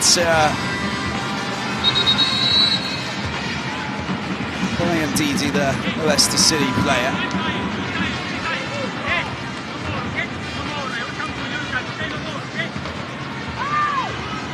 Well, it's Mr. Garisha just telling the Famagusta goalkeeper that just needs to get on with it. Stop the time wasting.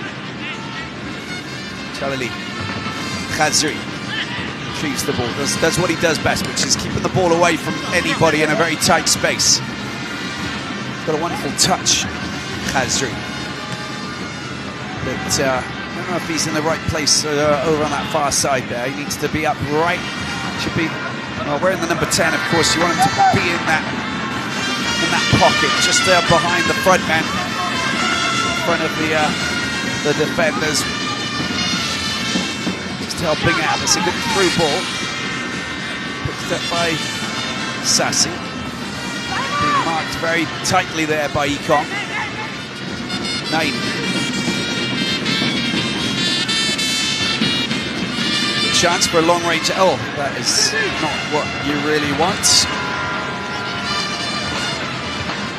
Draguer holds his ankle now, claiming that there's something wrong with his shooting leg. An effort that just went a little bit too far and wide. These guys are happy. That contrast in the dugout for Tunisia with Khanisi, Badri and all of the other Tunisian substitutes.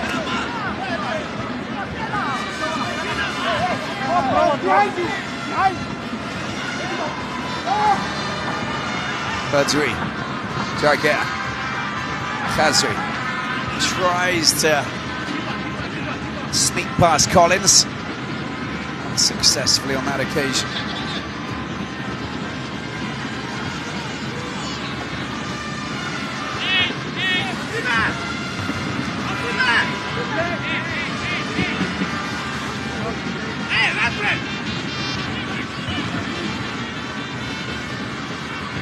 Picked up by Sliti. Alex Iwobi gets hold of it, but Shkiri does well. Now out to Khazri, he's got a bit of space here. Oh, he does really well to get past Collins, down to the byline. Can he get the ball over? Oh, it's Ekong who nearly makes a mess of it, but finally it's kicked away. Look at the skills, look at the touch there from Khazri, just turning Collins inside and out.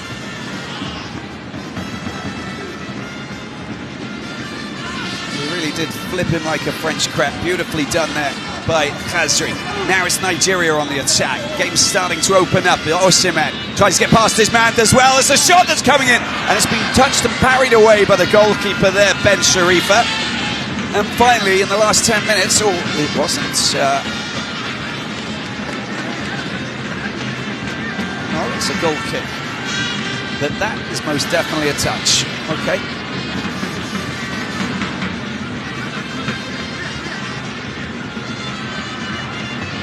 Last 9 minutes. Let's get loads of scoring opportunities. You're in the last chance saloon to finish third in this wonderful competition. Shara doing really well. Look how strong he is. Can he get a shot in? Oh, it's a beautiful block there from Ekong, who comes across and covers his lines majestically. Look at this, brilliant play from Shara. He's a big guy, isn't he? But look at Ekong, so perfectly timed to just diffuse that shot that would have really put a lot of pressure on Ozoho. Corner's taken quickly between Khazri and Sliti Naim. Back to Hadidi. Lofted crossover there, taken well by the goalkeeper, Zoho, the 20-year-old debutant, but there's a clash there. Shawat and Zoho both clashing.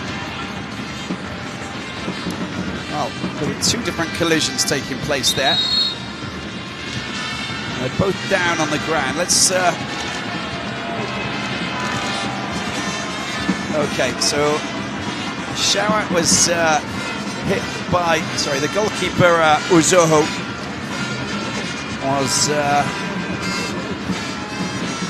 was hit there by Bedwi. Shawat was hit by Bedwi, of course, you know, so there you go, there's the connection. And the fallout. Chance for these players to have a little bit of water here, just to give them a little bit of force, rehydrate a little bit. Well, of course, the Nigerians, the West Africans celebrating. And he's getting a little bit of airtime there. Reda, the Tunisian supporter, but the Nigerian Super Eagles supporters, they are dancing and they're making loads of noise here at the Al Salam Stadium. They're on the verge, saying they're on the verge, anything could happen in the last 6 minutes and 38 seconds, but they're on the verge of an 8th third place finish at the Africa Cup of Nations, and that in itself is remarkable.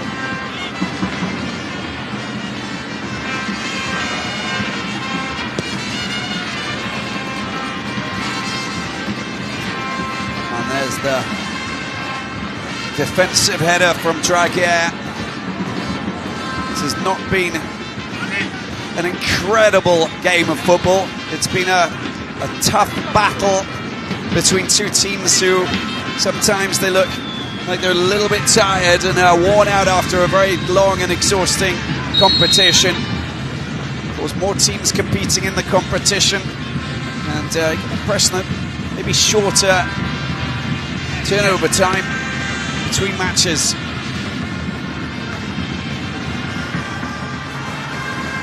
Good fighting.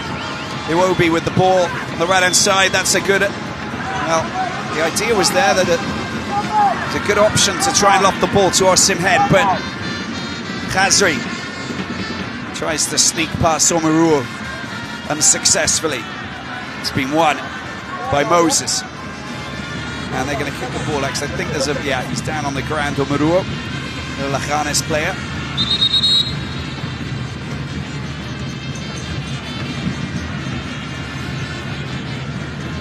Yeah, that's the outstretched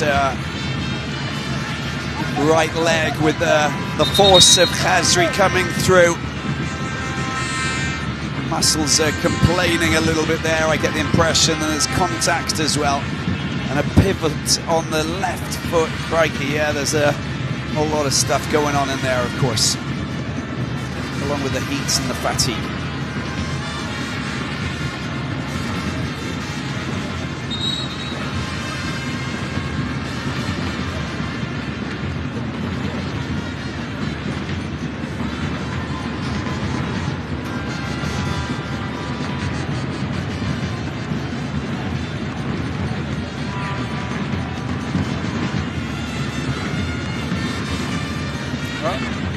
Shaking it off, back on track. And, don't see anybody warming up and ready to come on, but they're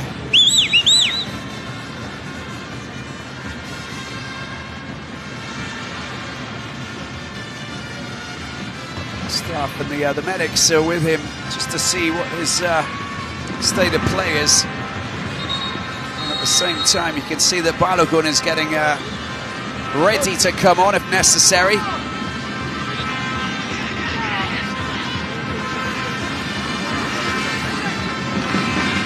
It's still Nigeria who are in the lead against Tunisia here at the Al Salam Stadium.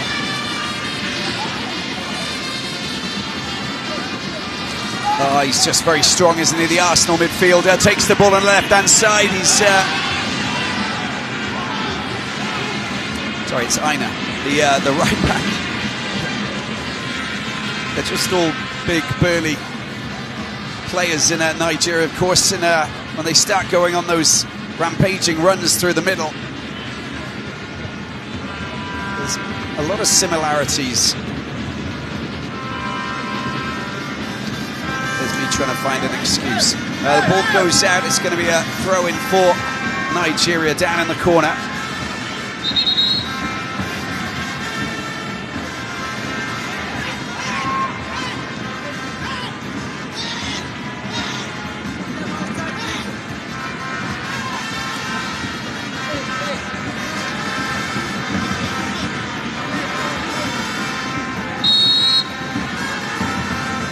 Flown in and from different parts of Nigeria, of course. From Lagos is Tunisia pushing forward and trying to find a way through this packed Nigerian defence. Shawat gets the ball kicked away by Chukwueze. But that was the moment that we saw Khazri getting a little bit frustrated there because he claims that should have been a free kick. Didi pushing him and shoving him. Sliti Naim gets the ball into the penalty box. There's a header there, but the flag has already gone up, and Tebo's been fouled there, and there's a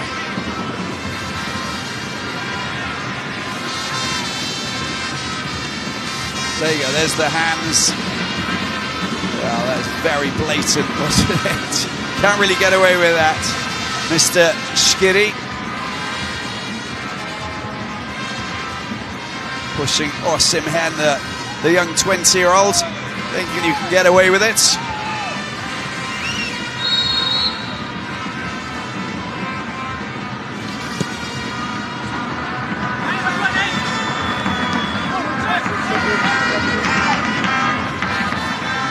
Well, Tunisia pushing forward.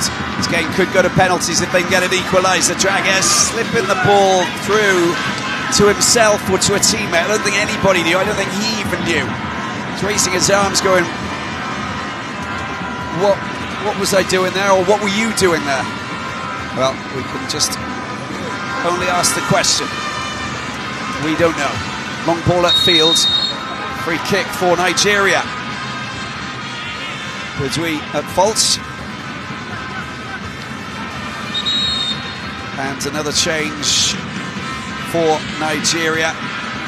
Kalu comes on, the Bordeaux man, to replace Chukwueze. Samuel Kalu, see what he's capable of doing.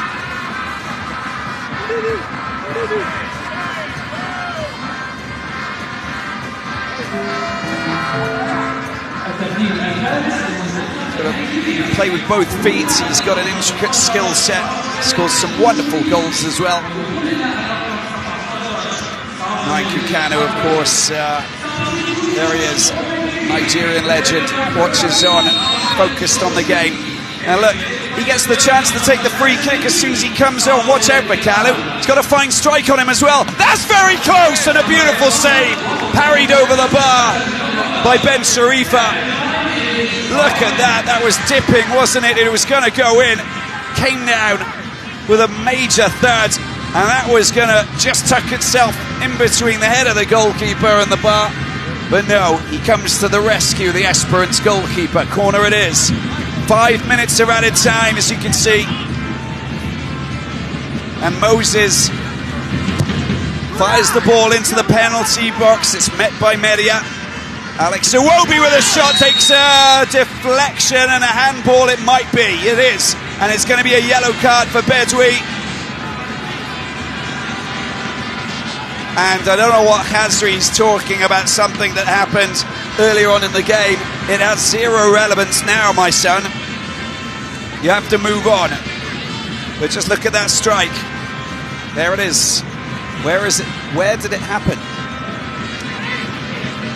Just on the edge of the penalty box.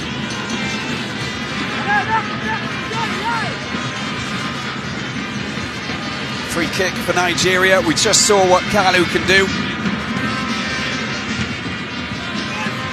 And I'm sure that he's going to take this one as well.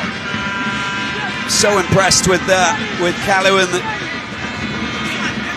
and what he's done for Bordeaux in the Ligue 1 last season. Only 21 years of age, plays with such maturity. And when he's running down that right side and just really turning players inside and out, it really is it's poetry in motion. Wonderful player to watch.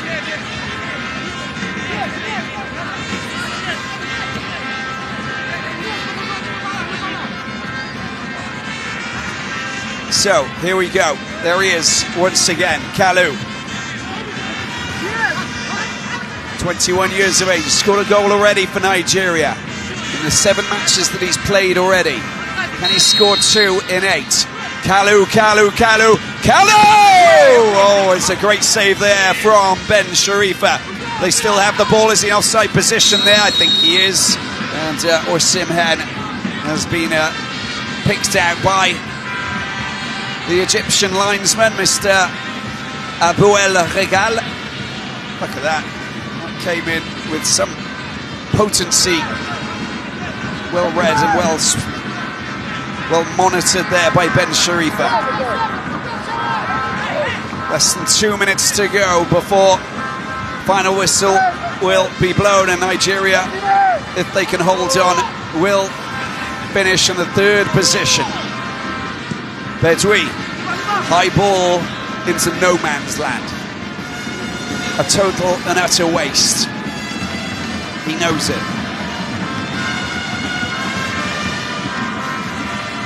Alan Giras reacting maybe when the cameras were on him. But all coaches want to be busy when the cameras are on them, of course, but I think he was just very, very focused. Now we've got the medal ceremony for 3rd place that will take place immediately after this. The final whistle is blown here. We're into the last minutes. Last chance saloon to take the game to penalties. That's Skiri who gets the ball out wide to Haddadi, the Dijon man. It's a good ball into the midfield, but Skiri loses it. And that's a nice pass as well. Alex Iwobi launches the ball upfield. It's been picked by Moses Simon up against Bedoui. He's also got a fine skill set. Cuts inside, wins the free kick. And looking at the clock there, I think we can most definitely say that this is the last chance to score before Mr. Garisha will blow the final whistle here at the Al Salam Stadium and bring an end to this 3rd place playoff for this 32nd edition of the Africa Cup of Nations. The penultimate match before the final on Friday night.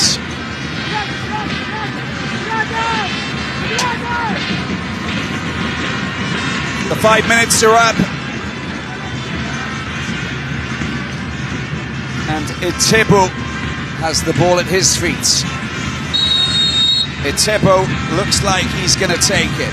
The 23-year-old midfielder plays for Stoke City. Itebo! And it's gone over. There's the final whistle. Nigeria have finished in 3rd position. It's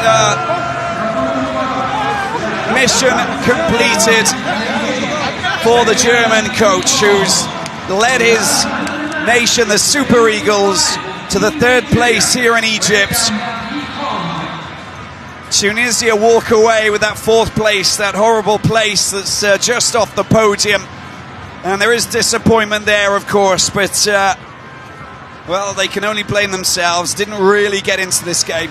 And Odion Igalo's 3rd minute opening goal has secured victory for the Super Eagles of Nigeria. The 3-time winners who won't win it a 4th time, but they will finish 3rd place for an 8th time. 4 times runners-up as well. The West Africans deserve it more, I think, when you actually look at the shots on target. William Ekong is the total man of the match. Erasing the own goal, of course, that probably had nightmares about. But all in all, I think that Nigeria can be quite happy. They've battled hard. They They conceded a lot of goals, of course, and they had some very poor defensive moments, of course, that they won't want to remember. But this is a team that's that's young, that's working hard and progressing quickly. There you go, 10 shots and 4 on target for Nigeria, just a 1 for Tunisia, which really is not enough. You can't do that if you're actually trying to get yourself, into a match and finish in the 3rd place. You need to produce some weapons up front. It wasn't the case. This is the goal scored by Igalo. Collins gets the crossover. It's parried away by Ben Sharifa. He hits it against his centre-back, Meria, and then it just falls in front of a very hungry striker capable of scoring goals blindfolded, basically. Igalo scoring his 5th goal there, which was brilliant, but he went off just before half-time, replaced by Osimhen. The second half, he didn't have many great scoring opportunities, but that should have been in the back of the net. Sharat was onside. Couldn't scoop the ball and lift it past the goalkeeper, Uzoho.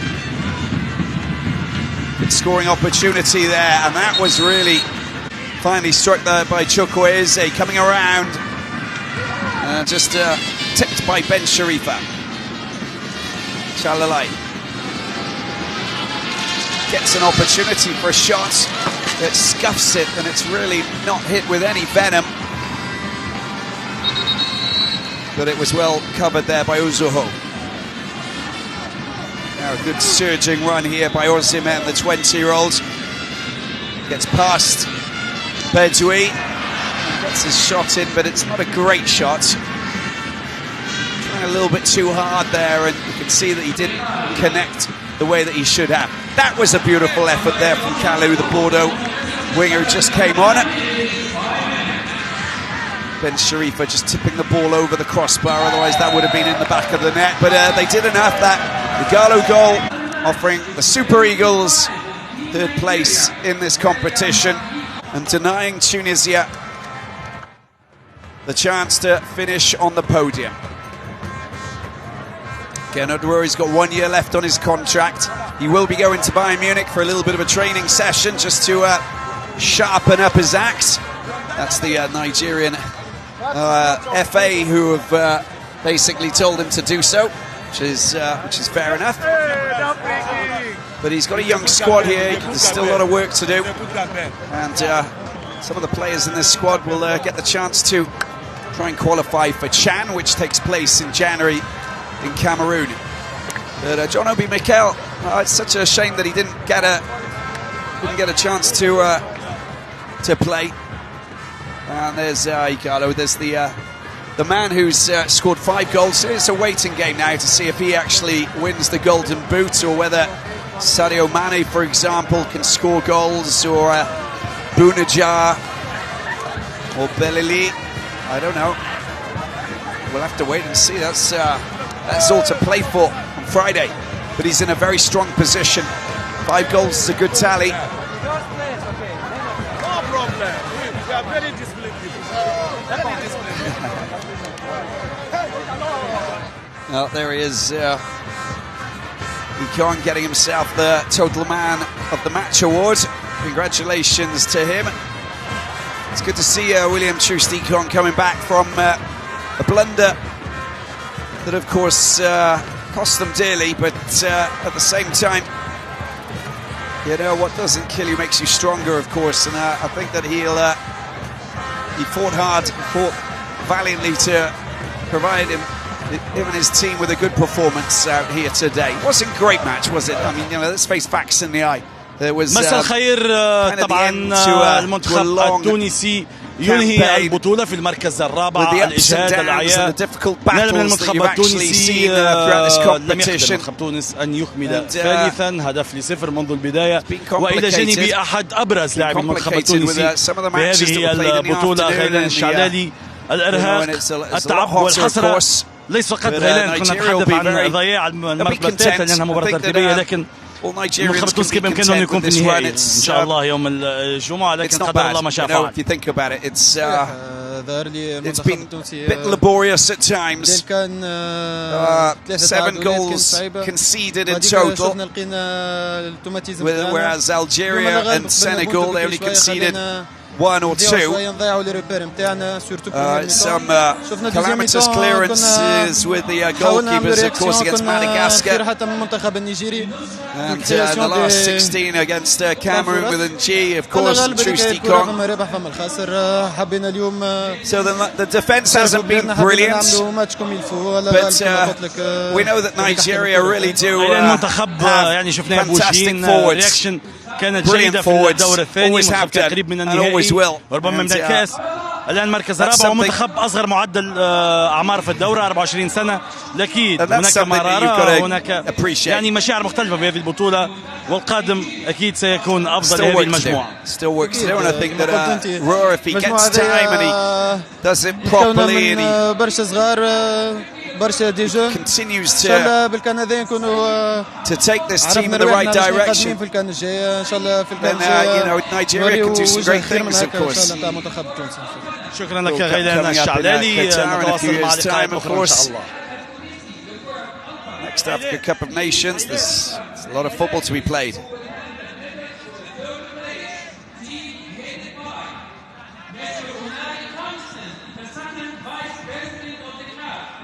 Well, the Tunisians, of course, have already decided to head back into the changing rooms. There's no losing medals in this little ceremony. It's just all about the third place team, which is, of course, Nigeria. So it's all over for Tunisia. But again, North African nation getting themselves into the semi-finals, which is already a fine feat indeed.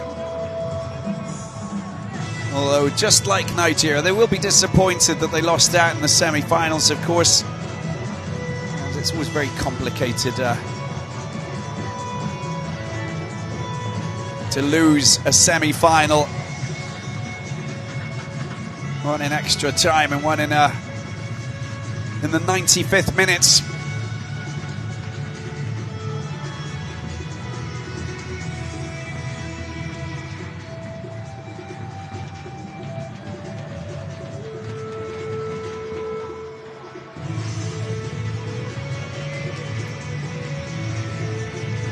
Well, just moments away from receiving their medals, of course, and then it'll be, well, they can celebrate and have a party tonight before flying back to Lagos, where I'm sure they'll get a great welcome from the fans who have seen them battle hard. Been a tough competition. It hasn't been easy. There've been teams that you've never played against, like the likes of Burundi, in Madagascar, of course, losing that 2-0 against Madagascar. That wasn't what they were. Played some wonderful football at times, Madagascar, and you've got to give them total credit, for their maiden Africa Cup of Nations.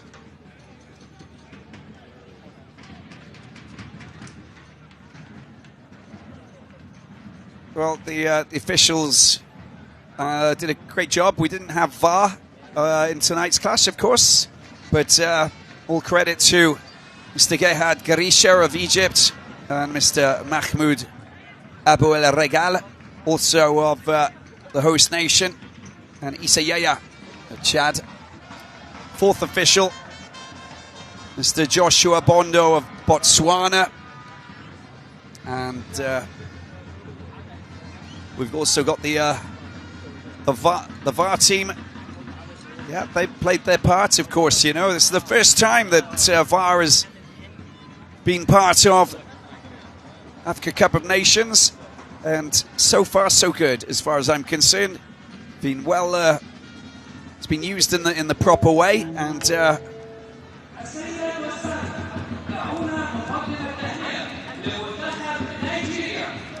it's functioned correctly, which is the most important thing. So Obi Mikel, as I said, must be really disappointed that he hasn't managed to, you know, to play much football here.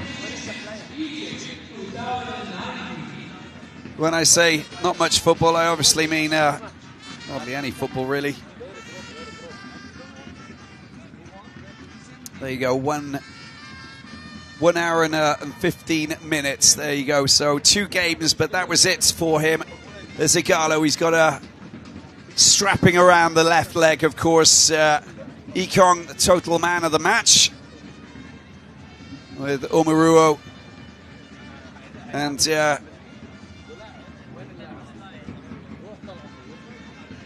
goalkeepers, of course.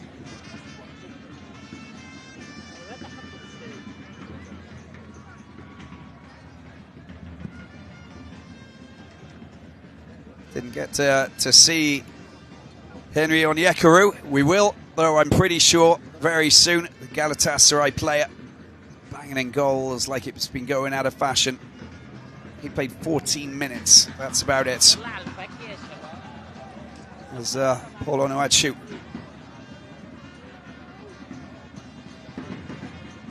Big centre forward. So many forwards in this Nigerian squad. At one point, again, Rory said that 7 forwards on the pitch at one time. I can't put all 9 on. You can imagine that. Just every player besides one, a midfielder or attacking player, in fact. Well, it'll be good to see. It would be very interesting. Really depends on who you play against. But, well, Nigeria getting medals, and that's good. That's what they're after. The last one was, of course, back in 2013 that they managed to actually win this competition in South Africa. But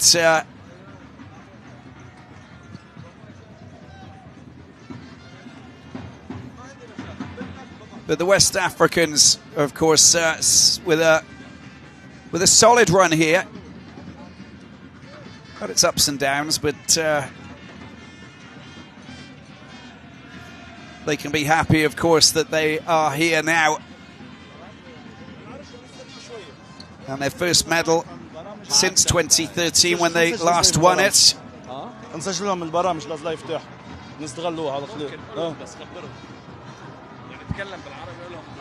Winning that final against شباب هذا از لايف سيكون البرنامج 1-0 المسائي with Sunday Mba, of course, scoring the goal in Joburg in front of a very big crowd. It's a massive crowd. 2013 edition, of course, in the FNB Stadium.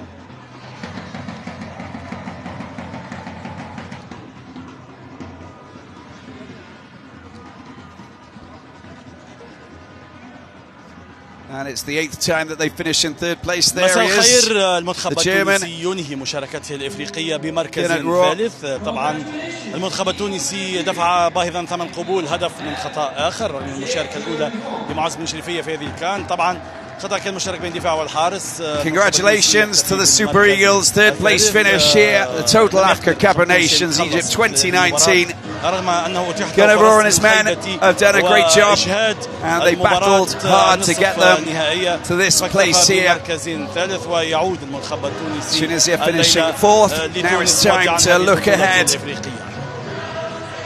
to another match, the final match of this 2019 edition. مساء الخير مجددا الى جانب مدرب المنتخب التونسي which will pit together the two teams who many have said deserve to be in the final. And what a final that will be at the Cairo International Stadium. Hopefully we'll get a bumper-sized crowd for that. Psychiquement touché par la perte lors des demi-finales. 9 p.m. Oui, local beaucoup de time. fatigue physique et They will kick off. des problèmes de blessures. On l'a vu Algeria, avant le match, on en a suivi. Senegal, Algeria, Et pendant le winners match aussi, des joueurs back qui in sortent sur blessure. 1990. Donc c'était un match difficile pour nous. Malheureusement, après Senegal un but, never won it encore before. une fois un but un peu regrettable et le match après So they made the nous final in échappe. 2002. Coach, maintenant, objectif atteint, comme vous l'avez dit hier, Well, the par rapport à Nigerians votre will contrat have avec a la FTF, party. Fédération They'll enjoy tunisienne de this, football, and they deserve Caridas. to Maintenant, est-ce finish qu'on in the peut third parler place. de votre avenir? Est-ce que Vous êtes bien? Vous espérez continuer avec les Aigles de Carthage? Aujourd'hui, il y avait un objectif avec l'équipe, les demi-finales. Ça a été atteint, on aurait espéré mieux. Thanks very much Maintenant, for watching. finale, évidemment, avant tout. Maintenant, c'est regrettable. On va savourer quand même ce parcours et après l'avenir, on verra ce qu'il a. Congratulations, Canicarlo win that golden boot. We'll have to wait and see. We'll leave you with these images of Nigerians celebrating their third place finish here at the Al Salam Stadium. Bye-bye. حسب مصادرنا أن يواصل مع المنتخب التونسي في قادم الأيام بعد هذه الكان.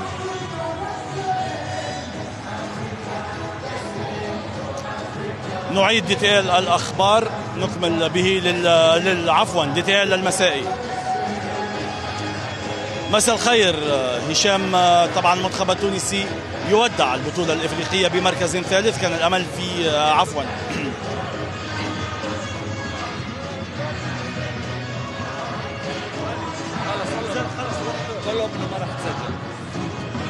خلص مش راح نسجل. عندكم واحدة اللي قبل المدرب. هي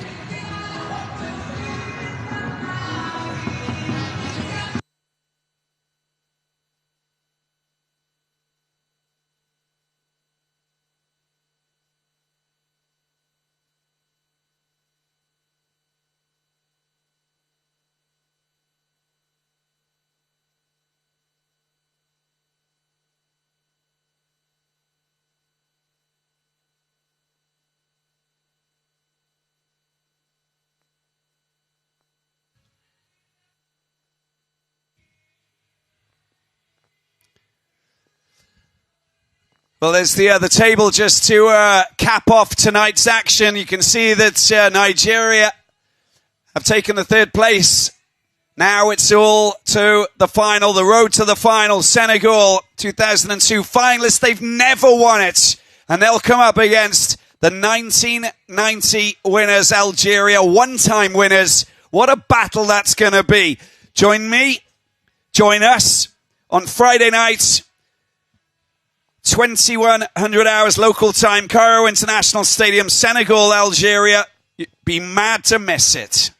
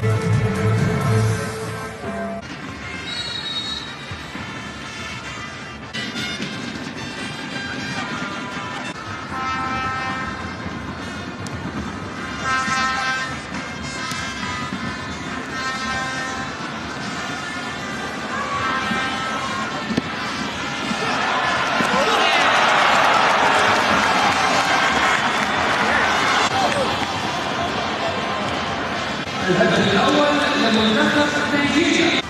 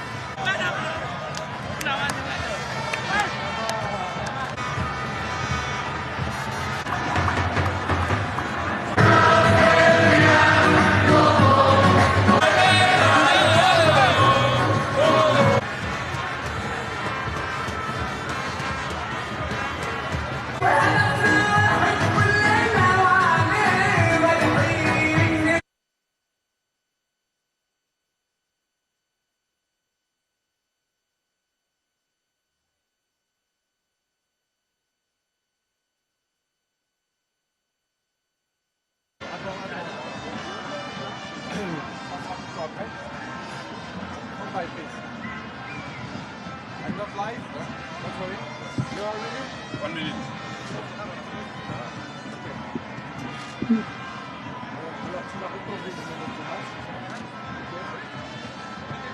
You ready? Yes. Okay. Thank you.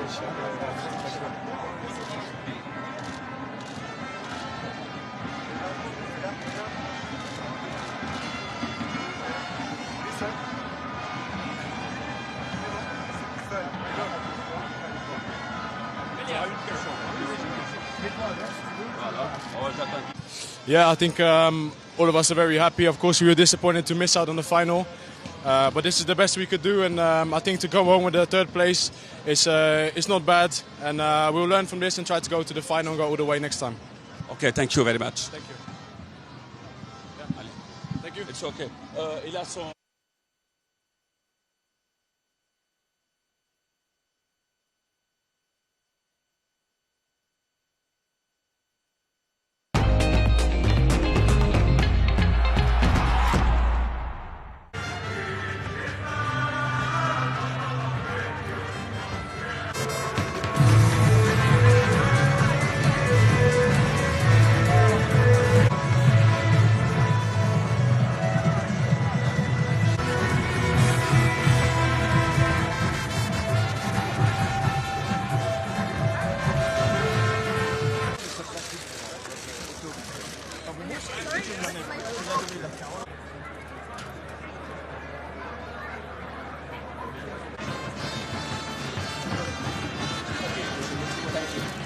You are green, you are blue, okay?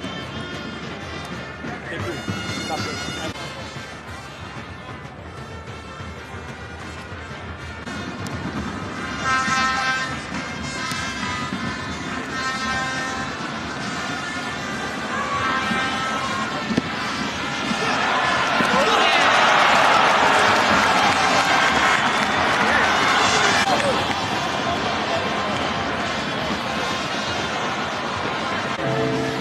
الهدف الأول لمنتخب نيجيريا.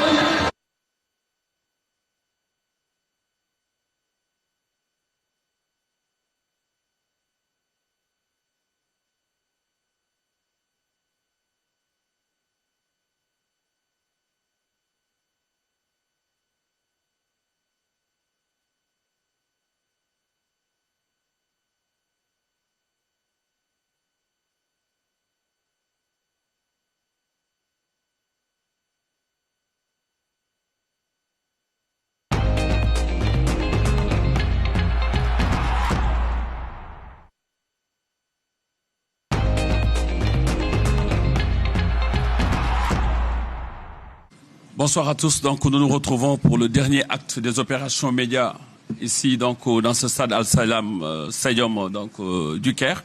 Pour la 3e place, vous connaissez les résultats. Le Nigeria qui gagne devant la Tunisie 1-0. Et nous sommes devant les deux entraîneurs, Alain Giresse pour la Tunisie et Gerd Notre pour le Nigeria. Voilà. Vous connaissez le principe. Levez la main pour demander la parole. Déclinez votre identité et l'organe pour lequel vous travaillez avant de poser chacun une question. Nous avons un quart d'heure, pas plus. Là-bas sur ma gauche pour la première question. Merci.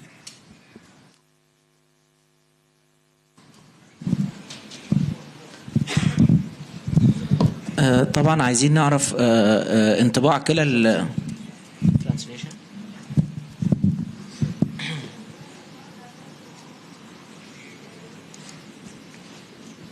عايزين نعرف انطباع كلا المديرين الفنيين عن المباراة وتحليلهم للرؤية الفنية، وكذلك عاوزين نعرف من المدير الفني للمنتخب التونسي إصابة طه ياسين الخنيسي، والمدير الفني للمنتخب النيجيري إصابة إيجالو. شكرا.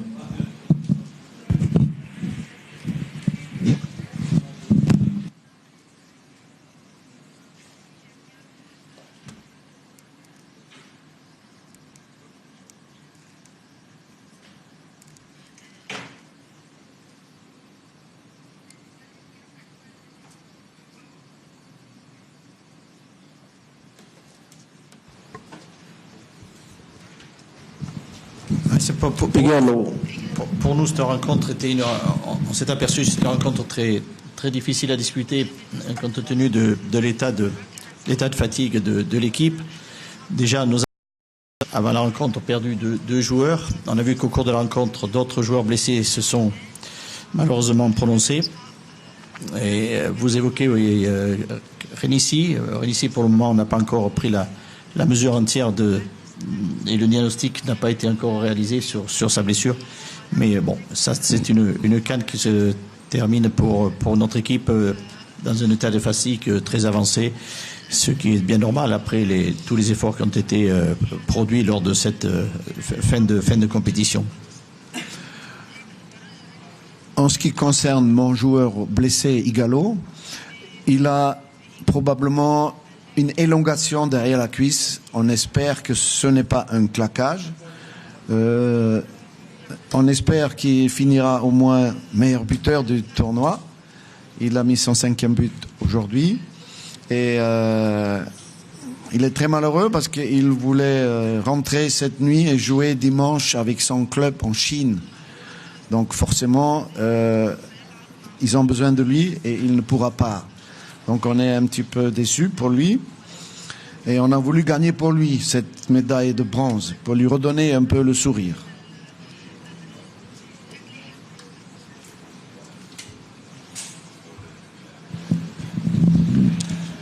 Merci. Kojisibi ORTM.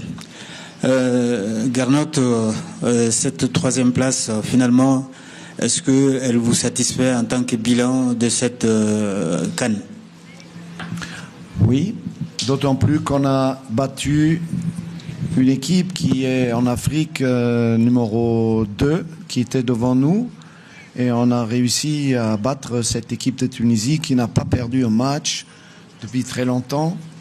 Elle a perdu juste dans les prolongations, mais je crois qu'avant, ça faisait au moins une douzaine de matchs que l'équipe de Tunisie n'avait pas perdu. Et on savait que ça serait difficile, on se satisfait de ce résultat. J'ai dit à mes joueurs, Parfois, il vaut mieux rentrer avec une victoire dans la petite finale qu'avec une défaite après la finale. Au moins, on rentre avec une victoire au Nigeria. On était très déçus après la demi-finale perdue. On a changé un peu l'équipe. Et on a réussi à se remotiver pour s'imposer aujourd'hui contre une bonne équipe de Tunisie. My question is for Gernot Rohr. Gernot, congratulations. This is your first AFCON medal. I'd like to know how you feel about having that, because you've been at the Cup of Nations before and never won anything. I also like to ask you, at the end of it all, what are your feelings now? And after you've taken some time, what's next? Yes, it's my first medal in AFCON.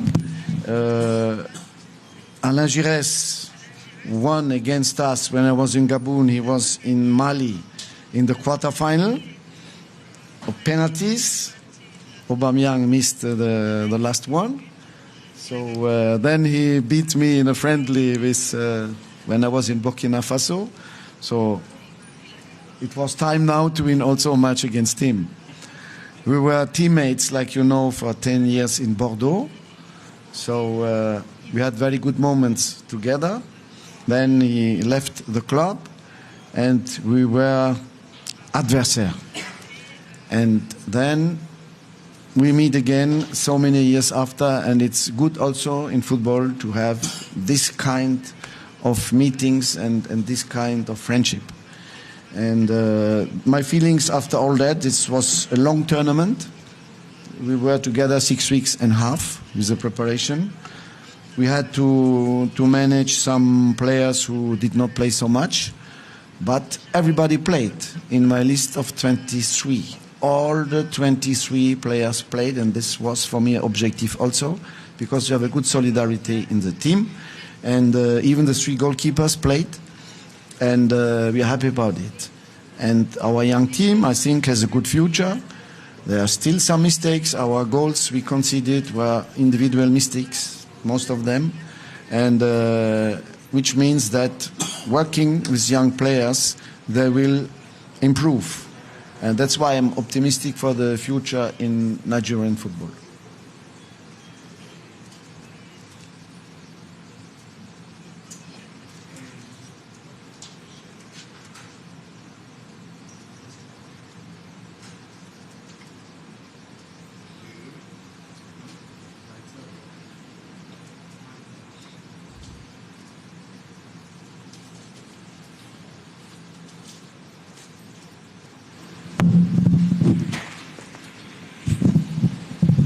Thank you.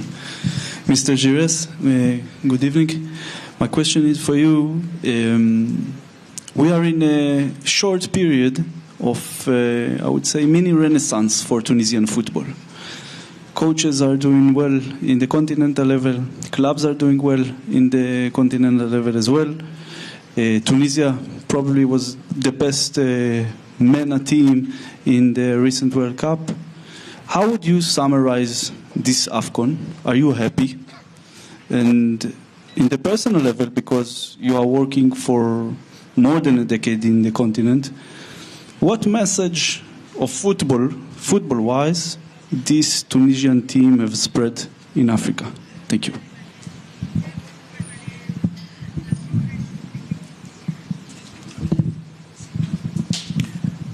La progression, on la mesure par rapport aux résultats, puisque ça faisait depuis 2004 que notamment la Tunisie espérait et attendait atteindre au moins les demi-finales. C'est chose qui a été réalisée dans une compétition à 24 équipes, donc encore plus compliqué puisque ça donne un match de plus pour atteindre ces demi-finales.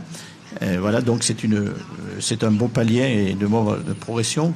En plus, l'équipe de Tunisie était la plus jeune de cette CAN, donc ça doit donner maintenant conforter un peu le travail qu'il y a à faire et les perspectives à venir dans les prochains matchs de qualification à la prochaine CAN et à la Coupe du Monde. Ayman Abidi, Radio Kunous FM, Tunis. Primo, êtes-vous satisfait de ce que l'équipe nationale a fait dans le tournoi? Secondo, est-ce que vous êtes satisfait de vos choix techniques après le championnat?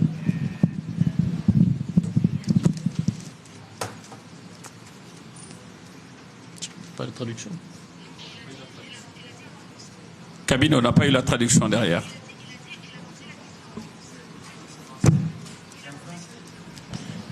بالعربي. J'ai pas de traduction. Reprenez la question, s'il vous plaît. اوكي. خليها بالعربي. هل أنت راضي على يعني أداء المنتخب الوطني التونسي في هذه البطولة؟ وهل أنت راضي أيضا على اختياراتك الفنية قبل بداية كأس إفريقيا؟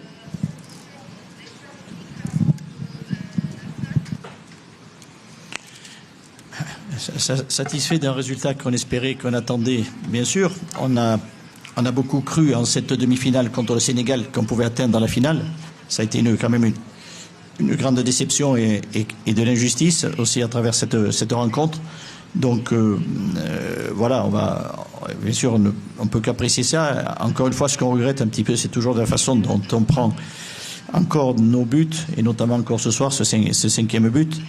C'est malheureusement ce qui nous a aussi, dans cette CAN, été assez incroyable. Donc, oui, après, aujourd'hui, nous avons malheureusement eu des blessés avant la rencontre, des blessés pendant le match, et il a fallu modifier à chaque fois l'équipe sans que l'on souhaite que ce soit les modifications qu'on voulait apporter, mais qu'on était dans l'obligation de faire des changements. Alors, coach Alain Giresse, après un mois de compétition, est-ce que vous avez des regrets particuliers et est-ce que vous avez reçu les réponses que vous attendiez du groupe que vous avez choisi? Je vais toujours me relier aux résultats obtenus et le travail accompli par les joueurs pour y arriver. Surtout après un début de compétition où on n'était pas à la hauteur de ce qu'on devait produire comme jeu, mais avec beaucoup de conscience et de lucidité. Tous les joueurs se sont mis au travail en étant conscients qu'il fallait évidemment s'améliorer. Donc c'était un gage vraiment de prise de position professionnelle de leur part, et pour arriver à mener cette équipe en demi-finale, et on est passé très très près de ce qui aurait été quand même quelque chose d'extraordinaire de se retrouver en finale. Le regret, finalement, ça reste sur cette demi-finale, bien sûr, compte tenu de la façon dont ça s'est déroulé, entre les possibilités qu'on a eu de marquer et les faits de jeu qui nous ont été contraires. Effectivement, ceux-là, ils sont difficiles à dissiper. After. C'est lui qui a demandé la parole en premier. Coach Jules. لاحظ النهارده الهدف اللي جه في منتخب تونس هو تكرار لاخطاء متكرره في دفاعات منتخب تونس في الماتشات اللي فاتت. هل مستر جريس درب اللعيبه على الاخطاء دي ولا وجهه نظره ايه في الموضوع؟ ده الجزء الاول. الجزء الثاني، منتخب تونس جه البطوله بهدف الوصول قبل النهائي ولا كان هدفه التتويج باللقب؟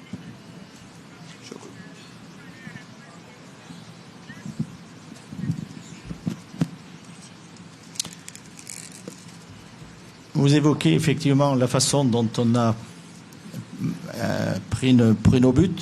Je dirais que malheureusement, ils se sont répétés, que l'évoquer, bien sûr, on l'évoquait, mais l'évoquer, c'est très... Les joueurs sont les premiers à s'en rendre compte. Le football est un sport qui est disputé par des hommes, l'erreur est humaine, malheureusement on ne la contrôle pas, on ne la maîtrise pas, on voudrait l'éviter, mais c'est ainsi. Et c'est vrai qu'on a eu une accumulation de ce côté-là, qui est fatalement regrettable. C'est assez rare, je trouve, dans une compétition, qu'une équipe subisse autant comme ça de revers sur ce type de but qu'on a encaissé.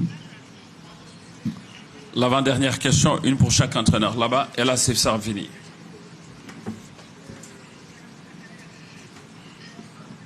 Paul Myers from Radio France International. It's a question for Nigeria coach.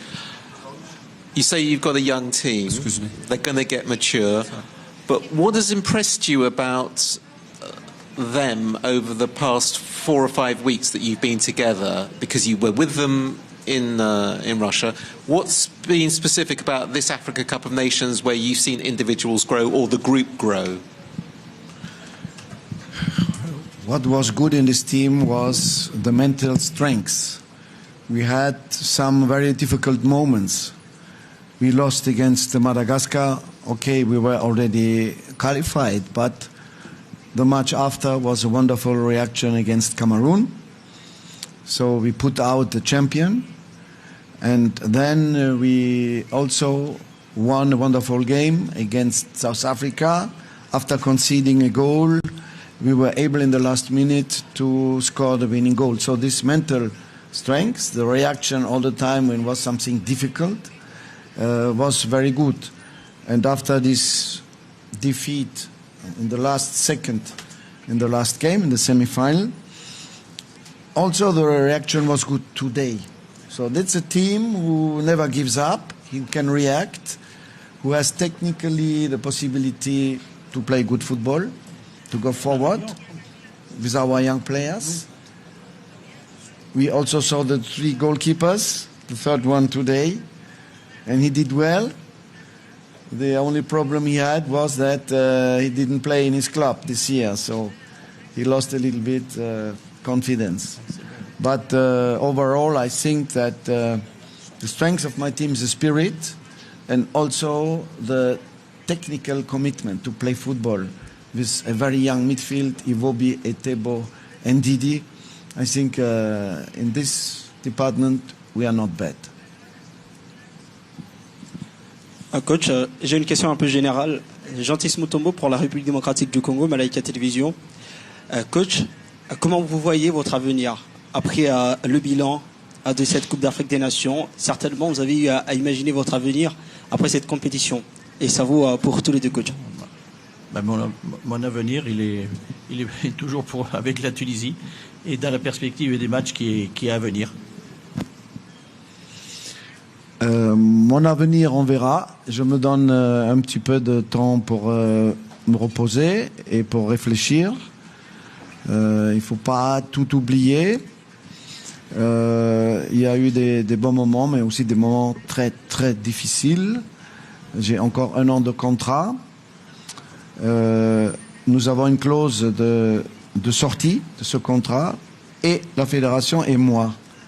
Donc, d'ici quelques jours ou quelques semaines, je vais prendre ma décision. Monsieur, pour terminer, la dernière question, Monsieur Giresse doit un avion à prendre. Merci. Okay, good evening, House. This is for Coach Rowe. Congratulations on your 3rd place finish. Kelechi Nkor is my name, Busybodies Nigeria. Coach, there are reports that your captain, John Mikelobi, might have played his last game for Nigeria. That would be a big miss in your program and your team. What are plans to get midfielders into this side with us seeing you suffer in that pack, aside from Etebo and Didi? What are your plans going forward for your midfield role? At first, we have to thank to this great player for his career and all what he done for Nigeria. And even if he did not participate in the qualifiers, we invited him to participate in this AFCON. And he played this role of captain, even if he did not play, very well. And for the team, it was good to have him. Now, it's true that we have to search for some midfielders.